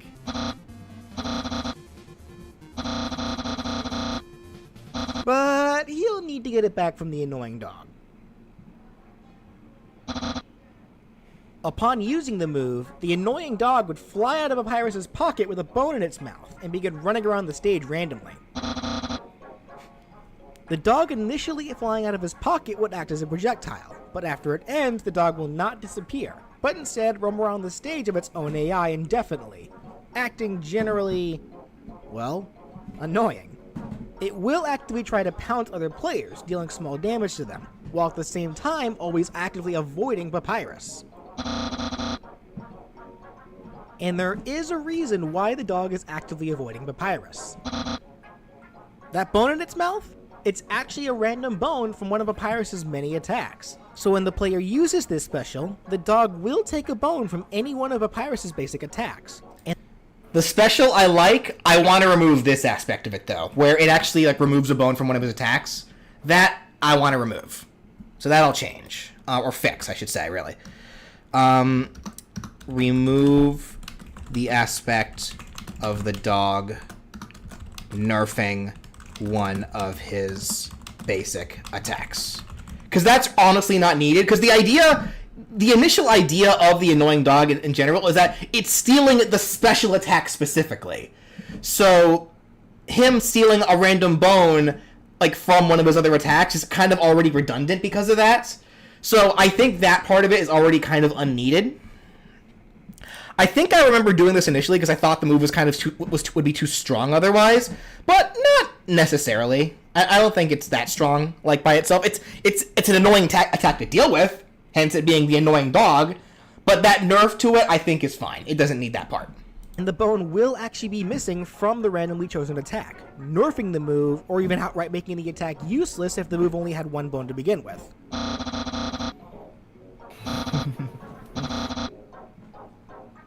The dog can also randomly go to sleep at times, where it won't do anything. This can be the chance for Papyrus to catch the dog if the player can't do it normally. If Papyrus is able to get close enough to the dog, it will automatically disappear, and Papyrus will take his bone back, and the move it was taken from will be restored to normal. However, the dog can actually be attacked by other players, and if it takes too much damage, let's say about 10%, it will automatically disappear, leaving the bone it had behind on the ground.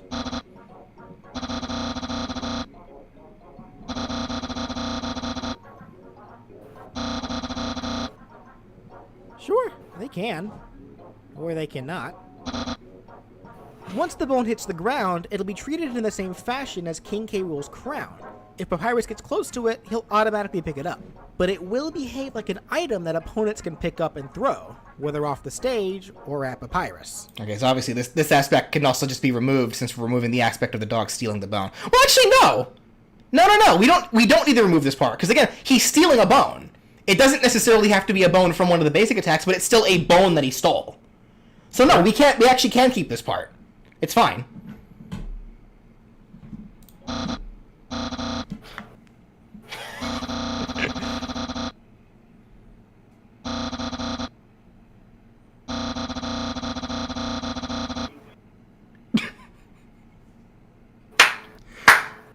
I like how some of these jokes actually aged a lot better than I thought they would. I'm actually kind of happy about these. Like, I'm surprised, honestly. And then just Sam's like... You want to tell him, or should I? In any which case, if the bone is thrown off stage, it will spawn close to Papyrus after a little bit. And overall, Papyrus is only able to use this attack once while the dog is out. If he tries to use it again while the dog is already out, then it won't do anything. Okay, so I am going to make a little bit of a fix here as well. A little tiny one. So here's what I'm going to do. So another fix. The dog is no longer indefinite. It will eventually just disappear on its own, leaving that bone item behind. Papyrus has to pick up that bone item before he can use the side special again. So how does that sound to you guys? So it's still, it's removing the nerf, the unnecessary nerf to his basic attacks, but it still has that same kind of functionality as before. So this I feel like is a good kind of compromise for that. Okay.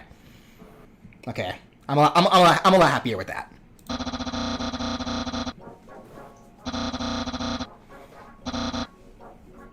Well, it is the annoying dog. It's supposed to be a nuisance to everybody. It's all just a matter of how the player uses it to their advantage. Sorry, my show, my rules.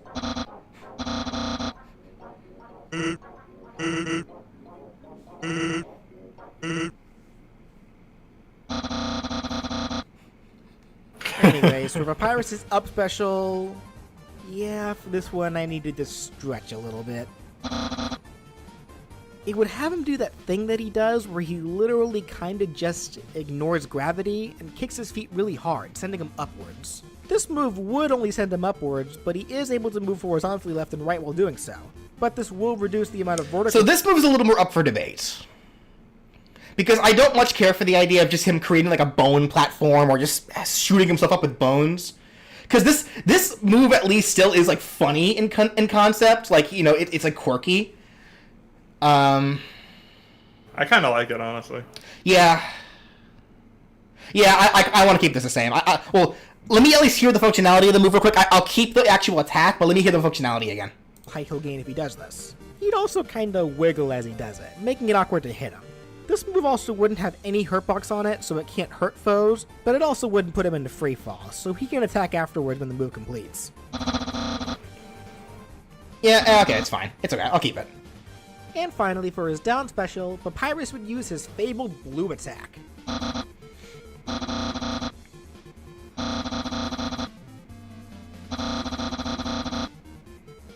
Yep.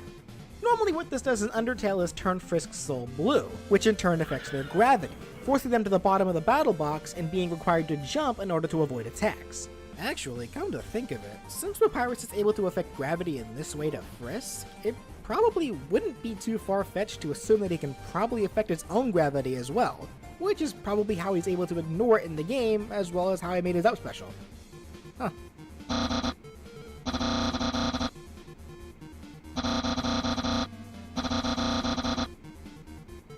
Even after talking about the annoying dog attack? Anyways, in terms of how the blue attack would work for Smash, it would be a short-range status attack, much like Mewtwo's down special. Oh, this joke. You do?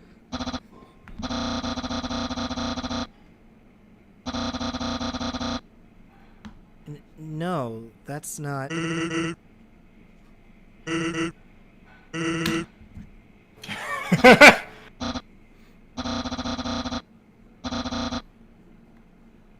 Oh my god. It's interesting. It's a pretty good sign, and even after all these years, the jokes that I write are still making me laugh. That's a pretty good sign, honestly. Yeah. Like, a lot of the jokes from, like, the previous movesets that I... Like, the 19 movesets that I watched before this, like... Well, 19, or whatever. Like, you know, some of them made me laugh. A lot of them were kind of just cringe, though, because of the sign of the times. But, like, no, these jokes I actually feel kind of held up. Like, it's actually kind of amazing. Let's just move on, please. Anyways, the blue attack would alter the foe's attributes, making them heavier and more sluggish, just like what it does to Frisk's soul in Undertale. The best thing to compare it to is how it feels to be metal during a Smash match, just with none of the super armor or launch resistance. These effects would only last for 5 seconds at a time. The time for that... You guys think 5 seconds is too long or too short? Let me just make a slight fix for that. Wait, for the blue attack, you mean? Yeah. I think 5 seconds is fine. Most statuses last longer than that. Which is why I'm wondering if it probably should last longer than that. Because doesn't Joker's Aha last longer than 5 seconds? Well, Ale is a poison, not really not really like a stat attribute one. I mean, it's still a status of sorts. Adjust duration of blue status.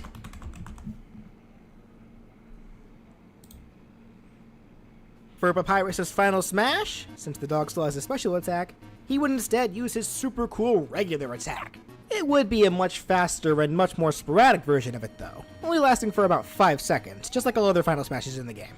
The stage would be barraged by numerous bone patterns all at once that mimic your fight with him in the game, Cool Dude and Skateboard included. These bones all of course deal small flinching damage, but can be avoided by players who are competent enough. And it would end with a long stretch of bone piles and a giant bone all coming slowly from the right, which can all deal big damage and launch foes who can't avoid it. Papyrus himself will not be active during the smash. He would remain in the background next to Sans, who would be cheering him on in his own Sansy way. Oof. I'm kind of wondering. I want to keep this idea for the final smash. I'm wondering if there's something I should add to it though. What if I added the idea of like when he activates the final smash, he creates a battle box, which is where the entire final smash like takes place within, and traps anybody within it. Like it's like a big battle box that covers like a good chunk of the stage, which it can be avoided, but like it's hard to if you're too close to Papyrus. And then like it racks up damage while you're stuck inside of it, getting bounced around. And then maybe it can be kind of like a like the Fatal Fury stage, where if you take too much damage, eventually you'll break out of the box. Like if you get launched too hard by like during the attack, and that's what launches you. So it becomes a trap attack. Like how does that, like what do you guys think of that? That'd be perfect. Papyrus doesn't want to capture you. Yeah, he does. Fair enough. I kind of like that idea. Oh, Jesus Christ. What's up? No, I was just on Twitter, and apparently the Mewtwo event's happening right now. Oh, that did start, didn't it? All right.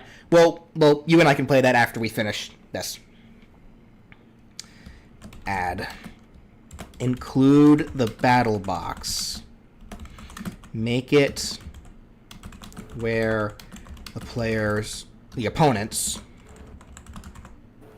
can be trapped, then launched through the walls when they take enough damage. Okay. Hold on, I still need a second to recover from that YouTube kissy cutie whatever fiasco.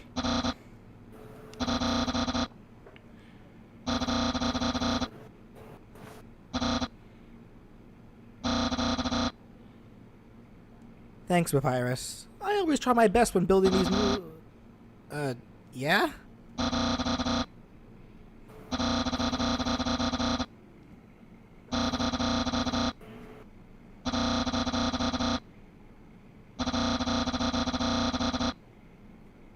Right.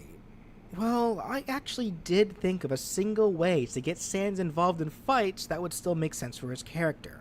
And it's actually the biggest reason why you're here, Papyrus.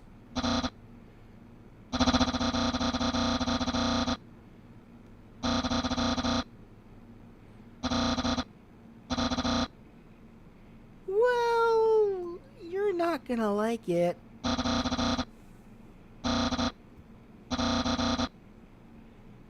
You're going to have to die.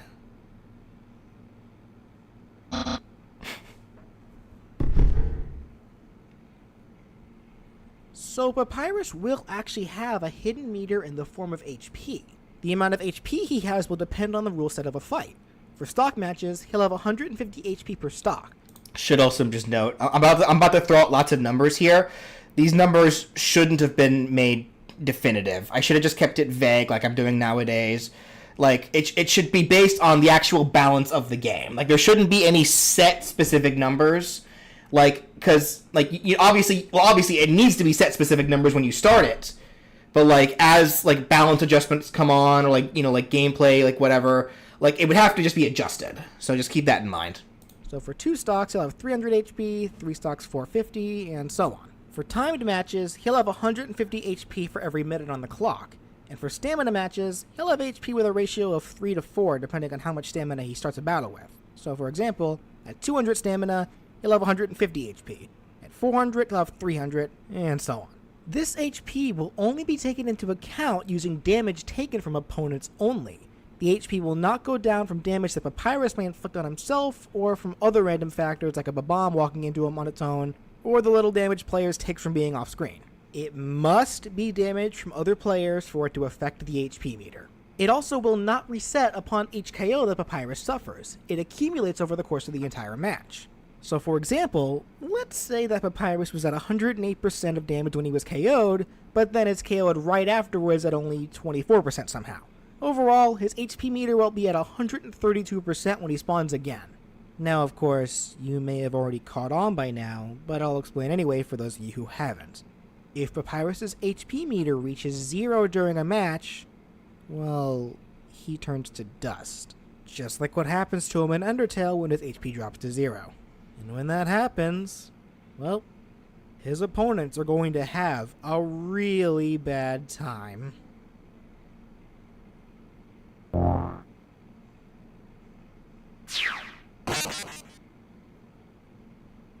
This is what will prompt Sans to leave his spot in the background and join the fight, so he can avenge his brother and bring his scorn upon those who murdered him. As dark as this may be, this honestly is the only thing I can think of to make Sans a fighter for Super Smash Bros. And for it to still fit his character both contextually and thematically. Think about it. Sans, regardless of your decisions in Undertale, will generally always remain your chum. Even if you find yourself with a high level of violence, he'll still be willing to be your pal. There is only one factor in the entire game that will change this, however. One thing that will make Sans no longer want to consider you his friend. And that's if you kill Papyrus. If you do that, that's it. Sans will hate your guts. I am not kidding. There's even an ending where if you kill everybody in the underground except for Papyrus, Papyrus becomes the king, and Sans will still be your chum. All because you didn't hurt his brother. It's who he truly cares about. Yes, I know that Sans doesn't actually fight you unless you do a proper genocide run and kill everybody. But for Smash, this will be a case where everybody, quote-unquote, will just be Papyrus. Which, really, for Sans, is the only person that matters. Sans, as a Smash fighter, will fight very similarly to Papyrus, which actually is another reason why this gimmick works so well. Because really, Papyrus and Sans' fights are actually very similar, and have some of the same types of gimmicks, with the biggest differences, of course, being that Papyrus fights you only like he's trying to neutralize you, and Sans doesn't do that. And before you ask, no, I don't think Sans will work as an Echo fighter for Papyrus, because again, what will actually prompt Sans to want to fight at all? Also, there's no balancing between the two characters here. Sans is powerful. He is literally an all-or-nothing kind of skeleton, and when he joins the fight, he would arguably be one of the strongest characters in Super Smash Bros. I'm sure I may worry some people when I say that, but that would be the point. If you don't want to deal with Sans, then take out Papyrus quickly. As you may recall with Frisk's moveset if you've seen it, it was set up so that the one playing as Frisk had to deal with the consequences of their own actions. But now you're playing as Papyrus, a character in Undertale who leads to various consequences depending on what you do to them. For example, sparing him will have Sans like you, and killing him will have Sans hate you. This will be a case where it's the opponent who will face consequences depending on how they treat Papyrus. In this case, getting KOs without Papyrus's damage racking up too much can be seen as the equivalent of trying to spare him. But if the Papyrus player is competent enough, or if his opponents just are not able to KO him before his HP reaches 0, well, you know the rest. I think I've gotten my point across for the most part. On to the Revenant himself. Sans, despite how much... Okay, I think the gimmick is fine. I think I still do think the whole... How this premise is set up, I would obviously, adjust the numbers potentially, or just make them vague for whenever like a finalized thing would have to happen regardless. I think it's fine. I think it's still set up well.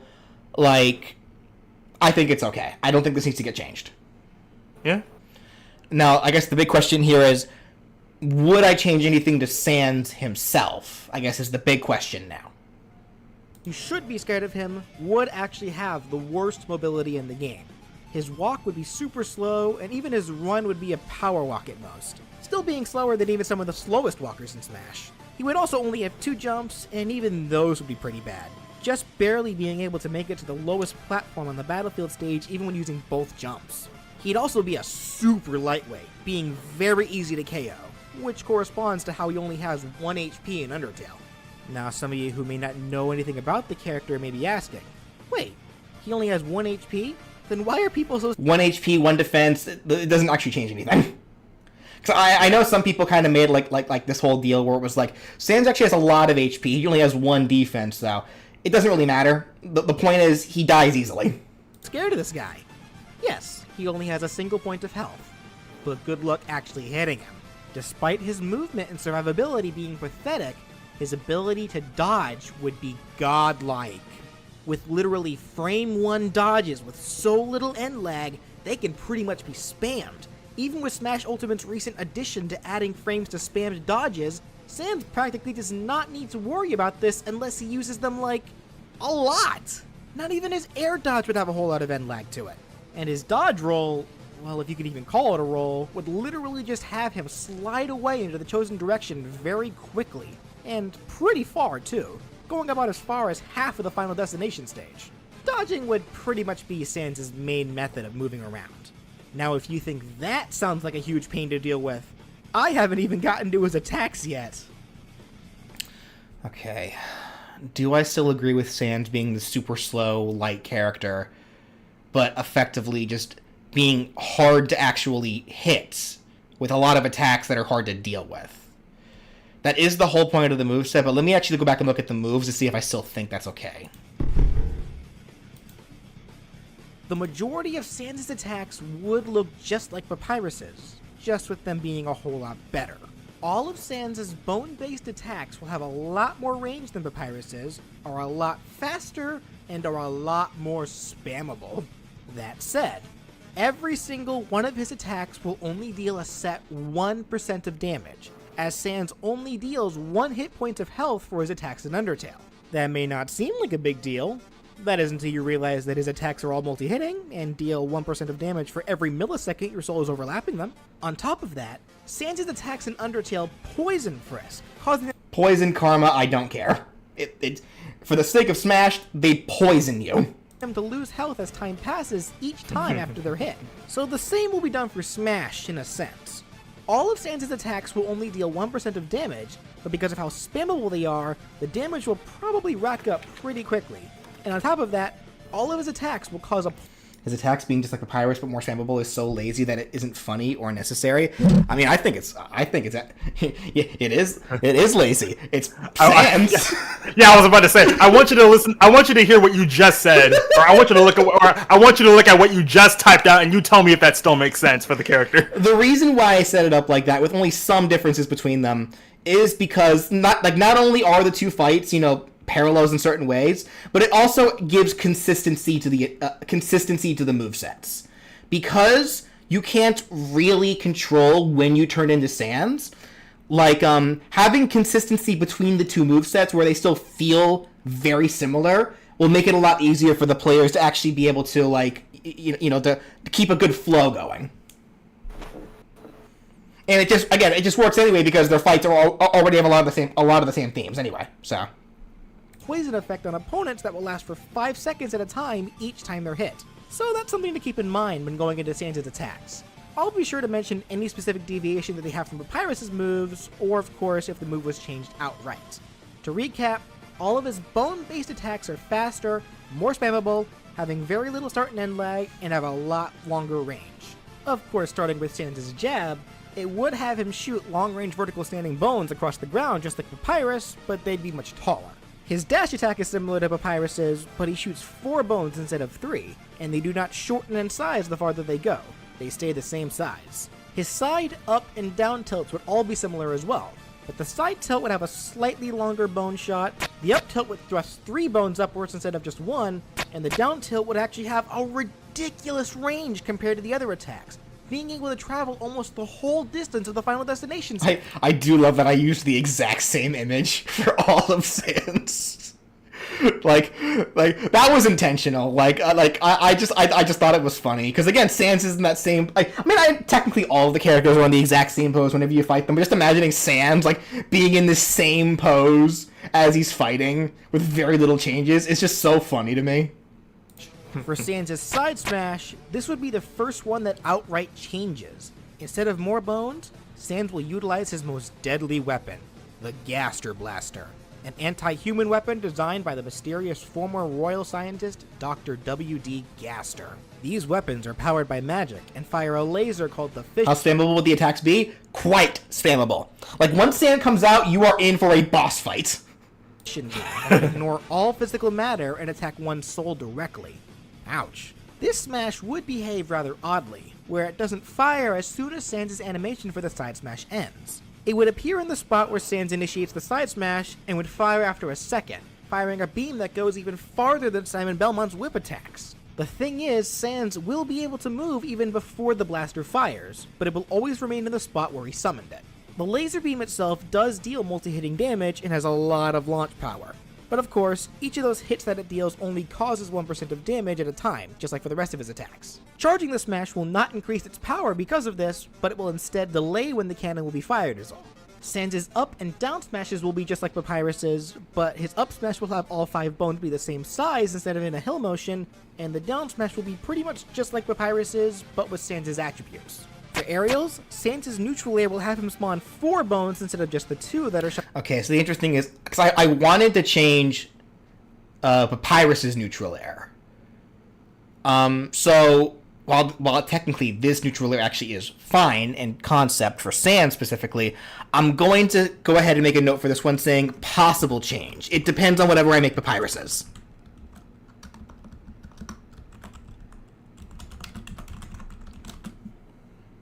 Horizontally.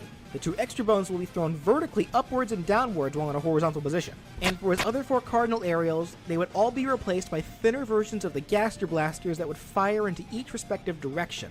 And they would function just like they do for a side smash, only they would be a little bit faster to come out, but have a thinner and worse range than the side smash. They will go and stay in the spot where Sans spawned it, even after Sans moves away, and then fire a second later. Sans, of course, has a much stronger hold on gravity than Papyrus does, which we can gather pretty easily due to how much the guy throws Frisk's soul around during your fight with him. So he would grab foes simply by holding his hand forward and catching them with the psychokinesis of his own blue attack. He'd pummel by impaling the foe with a long bone from underneath. Major ouch. For his forward, back, and up throws, he'd use his psychokinesis powers to throw the foe in each appropriate direction. And if you thought Ness's back throw was scary, oh boy! That is literally child's play compared to Sans's, with all three of those throws being kill throws. And his down throw would have him float the foe into the air, and then have a bunch of bones emerge from the ground, which he then slams the foe into, dealing large damage. If Sans gets a hold of you, you're pretty much done. There is one thing foes can breathe easy about with these throws, however. Since Sans' mobility is so garbage, good luck actually being able to grab anybody. But if he does... I mean, I say that as a detriment, but because his dodges are so good, like, he could dodging into a grab is probably wouldn't be that hard for most people. You're gonna get dunked. For Sans' neutral special, he would spawn the Blue Bones attack just like Papyrus, and aside from the fact that they're faster and much more spammable like the rest of his attacks, he can shoot 5 at a time before needing to cool down. I mean, if you can even call it a cooldown. Also... Do I? I brought up before for the change with the Blue Bones on Papyrus where the aerial versions are projectiles. Maybe these ones shouldn't be projectiles then. Because again, the whole point of this moveset is literally like, you're gonna have a bad time! Like... I'll think on that one. So the bones would appear in random sizes, unlike Papyrus's consistent size for his Blue Bones. Too lazy to animate that. For his side special, however, there's no dog, just more Gaster Blasters. He'd be able to fire a Gaster Blaster into any direction, and he can hold the charge for this attack for as long as he wants, so long as the special button remains to be held down. The laser itself functions just like it does for the side smash and the aerials. I hate that. Especially we have no dog. Well, yeah, there is no dog. We killed them all, remember? If Sans is fighting you, all the dogs are dead. So... May seem lame just to give him more Gaster Blasters, but Sans isn't trying to be flashy. He just wants you dead for what you did to his brother. So he's not going to try to show off. He's just going to use what he knows will work. His up special would be your run-of-the-mill teleport, where he would disappear in the blink of an eye into a small black fog, then reappear into any chosen direction a fair distance away. This would not put Sans into freefall, allowing him to use any move except for the up special again right afterwards. This would be another great means for Sans to move around aside from just dodging. And his down special would be just an enhanced version of Papyrus's blue attack.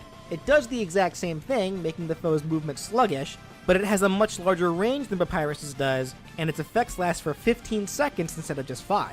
This is of course on top of the fact that it would have very little start and end lag. I can see this move being one of the scariest things to get hit by, because now you'll be moving at around the same pace as Sans, making it easier for him to catch you. Okay,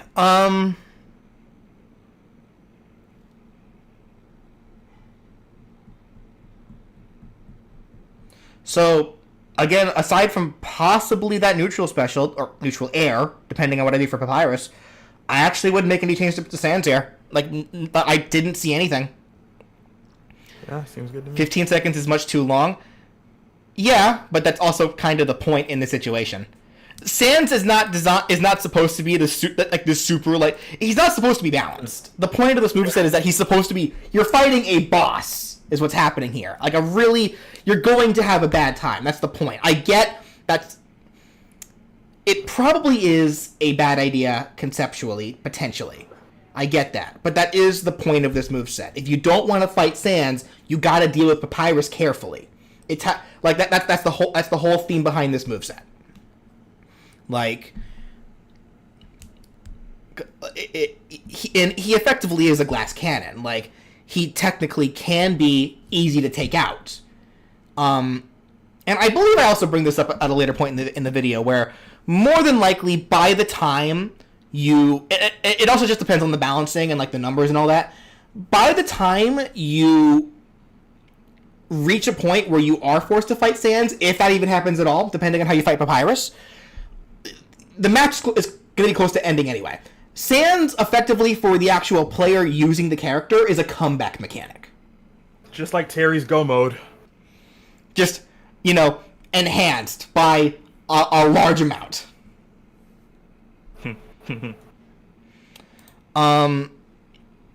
We'll also make a note as well to to potentially adjust the duration of the blue status for Sans.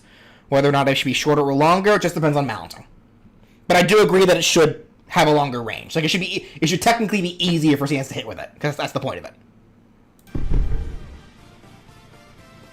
For Sans' final smash, he would use his strongest attack, which would be his opening attack that he throws at you at the beginning of his fight in the game. So, yeah, good luck dodging that one. And that pretty... I'm going to add the box thing for that, too. I know some people brought up the idea where, like, they wish that he used the, they wish I gave him, like, the attack that he uses at the end of the fight. But Sans himself even says that opening attack he does is, like, the strongest move he has.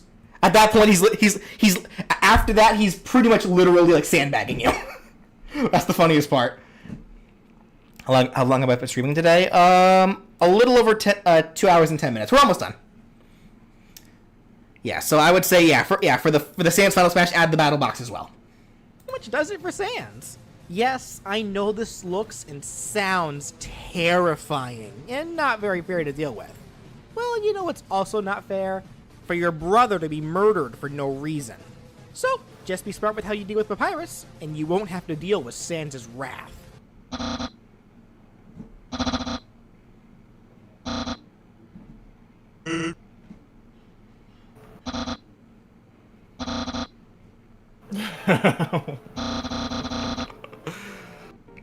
What? Oh, Christ.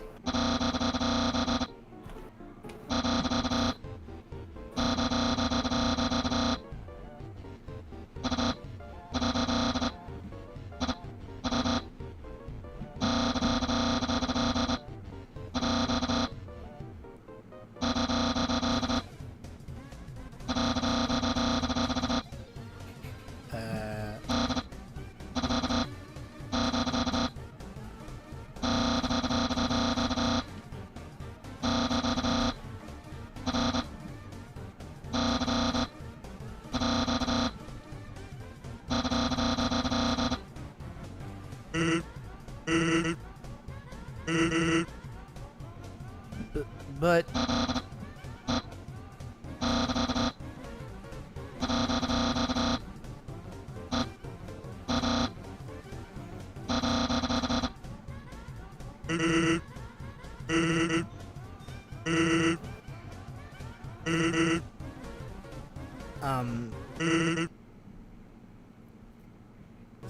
Yeah! You're the coolest, Papyrus! No one can lay a single phalanges on you!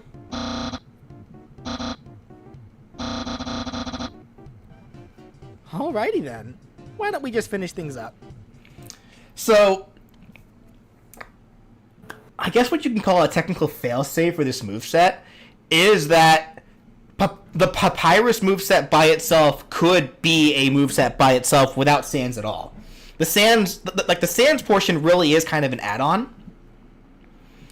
Well, I designed it that way purposefully because of the fact that you will be playing as Papyrus most of the time anyway. Like you will hardly ever play as Sans unless your opponent just does not know how to KO you. So Papyrus and Sans' default outfits would of course be in their usual getup, having Papyrus in his white battle body armor with his red scarf, and Sans wearing his usual blue jacket.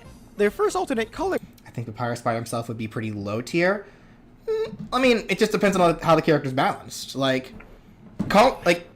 Claiming that a character will be high tier or low tier just based off of concepts, like, it's a little... I don't know the word to use here, but like, because you say it could be low tier, but like, what if like this concept came out and like Papyrus was overtuned, like he did too much damage even as Papyrus, like. This is why I don't believe in tier lists. If a single person says they all should be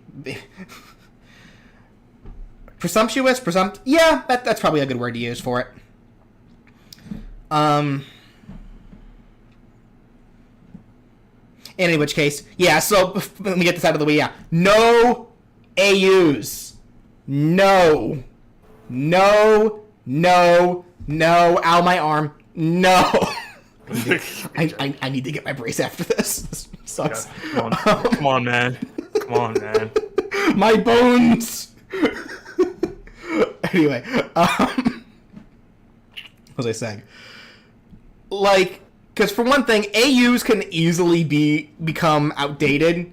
On top of that, because they're fan-made. On top of that, what if the person who made the AU ends up being not a good person? Like, just no AUs. Like, terrible idea. That's just not something I want to touch. AU stands for alternate universe. Would have them purely black and white, which are the colors that monsters you fight in Undertale take when you battle them. Their next color would give Papyrus a green scarf and Sans a pink jacket. This is not a real reference to anything, it's just an original color scheme. And it would be the same for their next alt, giving Papyrus a Wario and Waluigi. I don't know how I didn't see this when I first made this recolor. I don't know how I didn't catch it. This is obviously just Wario and Waluigi. I don't know how I didn't see it. I didn't realize this until after the video went up, and I'm still mad about it. I'd keep the color. The color's fine. I'm still mad about it though. purple scarf and Sans a yellow jacket. Their necks would actually invert their colors, giving Papyrus Santa's color scheme. Here, you know what? This is the closest thing you guys are gonna get to AU, because I think there is some AU fiction that that people like that switches a lot of their personalities around. So this is going to be the closest thing to an AU you guys are gonna get. And likewise for Sans with Papyrus' color scheme. Their next thought would make Papyrus' armor a dark gray color, and Sans would be given a white jacket. This would actually be in reference to Undyne's armor and Alphys' lab coat, respectively.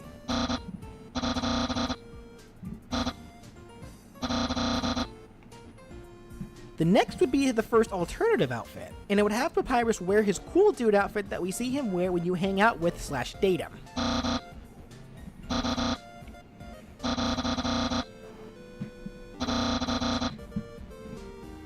Now, the only thing about this costume is that we don't actually have an official color scheme for it. Back then. I think we actually have official color schemes for it now. So these colors that I have here will And I think I was close. I think that some of the colors are off, but I think there are official colors for this now. have to do for now, but this can be subject to change depending on future updates. And his final costume would have him wearing his Jog Boys outfit, the same one we see him wear when he helps Alphys train. Again, no official color scheme, so this will have to do for now. My only worry about this one, though, specifically, is that it is a little close to his other colors. I mean, the headband and the shoulders. Actually, is this even the official color? I don't actually know if this has official colors or not. I don't even know where this color came from. I don't know either. I mean, I still like the Jog Boy outfit being a costume. I could just simply... It could just have some different colors is all. Now, Sans, unfortunately, does not wear anything else aside from his jacket, so he'll just have to have an orange jacket for the Cool Dude alt and a brown jacket for the Jog Boys alt. Oh, this joke. To this day, I still get people commenting that they don't get this joke. I'm curious how many of you got it. Does he at least wash it?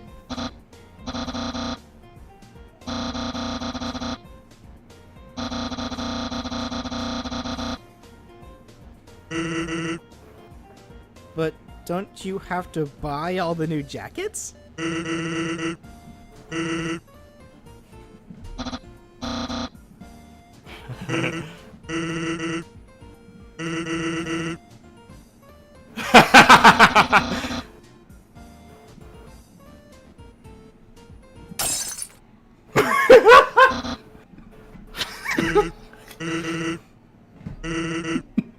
I just love the super realistic Papyrus, like...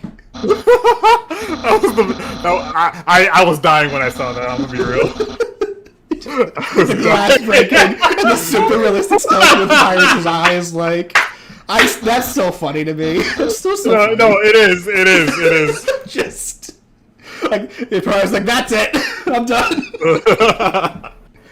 Okay, so for those who didn't get the joke... No, I got it immediately.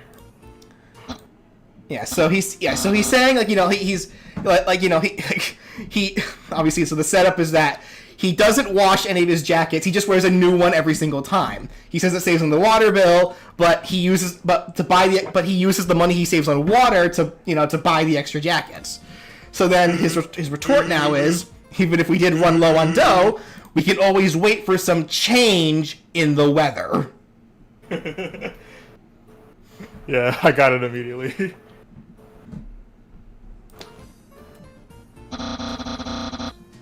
I know you're not supposed to explain it because that's funny when you do explain it, but like there are a lot of people that just didn't get the joke.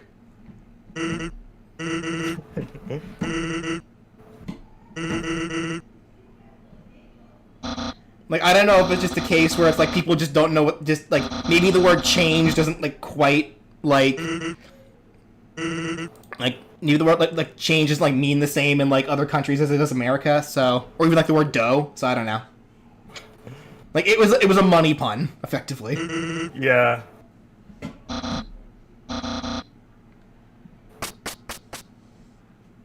Change in the... Oh! I get it.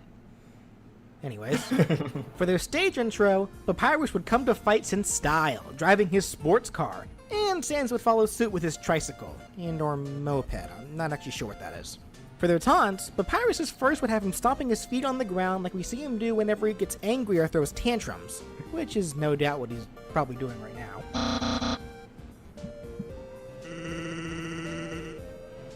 His second would have him pull out the dating manual, flip through its pages, then toss it away. He needs to be ready for any possible future dates with the other fighters, after all. And his final would have him pondering to himself about the situation at hand. I hate that you actually threw Joker in there. Use sprite that Papyrus has where he does just that. For Sans' taunts, his first would have him shrug and shake his head towards the screen, then give a wink. His second would have him pull out a bottle with a random condiment inside and chug it down. It could be like ketchup, mustard, horseradish, whatever, it's random. And his final would just have him stare at the screen with his creepy blank eyes, as if he's looking directly at the player who murdered his brother. Ooh, that gave me the chills just thinking about that. And finally, for victory animations, Papyrus first would have him hold his hands to his cheeks while blushing, then do his cool pose as his cape flows triumphantly in the wind, with Sans behind him clapping for his bro. His second would have Papyrus' back be towards the camera at first, but then turn around with a plate of his world-famous spaghetti in hand, and offer it towards the camera as a sign of friendship. Sans would just be sleeping in the background behind him. And his final pose would have Papyrus laughing, only for Sans to appear and plague him with his incidental music from his trombone, making Papyrus angry and start to stomp his feet while Sans just slightly chuckles. For Sans' victory pose, his first would have him stare at the screen with his blank eyes, then the screen will blink black, and when it unblinks, he'll be gone. Okay, I'm gonna actually quickly stop myself here. I do want to change the ponder taunts. The ponder taunts a little basic. 'Cause I noticed, like, even back then, I had a lot of ponder taunts for some reason. Oh,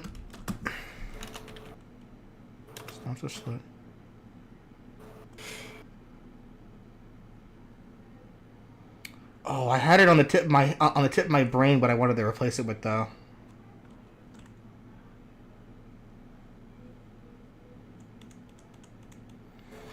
Like, I remember having a new idea for a taunt for him. I just forgot what it was because I didn't write it down.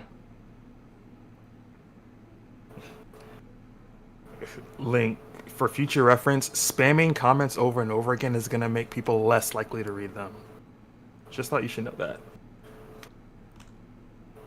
Oh, yeah! Thank you! His laugh! I don't know why I never included his laugh in one of his taunts. Thank you, Willie. Yeah, that's what it was. Thank you for thank you for helping me remember that. Thank you. That's exactly what it is. Make use of his laughter. Thank you, Willie. Okay. Alright, so the other taunts I think are fine. It's just that one taunt I would change, like outright. Victory poses, all of the victory poses I had so far for Papyrus are fine. His second would have him just sleeping there, no doubt using his special attack on his defeated opponents. And his final would have Sans attack the camera and cover it with a large amount of bones. Then a text box would appear, and it would say his signature line. Oh, welcome back. Where's Papyrus? Okay. Well, I just finished. Do you want to give any final thoughts? Oh. Then would you like to say anything to the audience? Alright then. In any which case, if you all enjoyed what you saw and would like to see even more characters be given possible Smash movesets in the future, be sure to subscribe.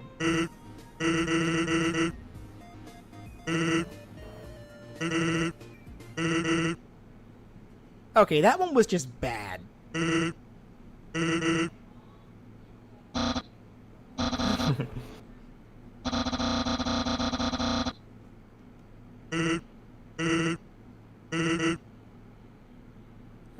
Yeah. See you around, I guess. Alright. Never do see Sans again. Alright. So, overall, the moveset, I think, actually holds up pretty well. Slight adjustments here and there. A couple of, literally, I think that one attack that I would change, like the neutral air, that taunt that I would change. And then, yeah, some adjustments here and there. But the moveset, I think, held up pretty well.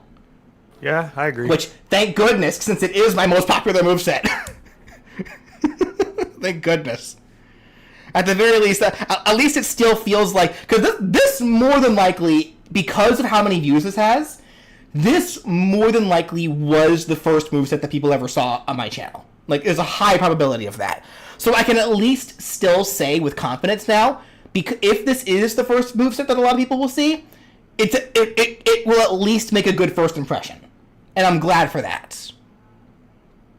Alright. Cool. Well, that is where I'm going to go ahead and end things off then. So next week we will do some more. Hopefully I also have more adventure mode stuff to have ready for next week to share with you guys. But that is where I'm going to go ahead and end it. So I will talk to you all later. I'm going to go eat, and then Brandon and I have some Mewtwo's to fight. This is true. Alright. Have a good night, everyone. Thank you all so much for joining.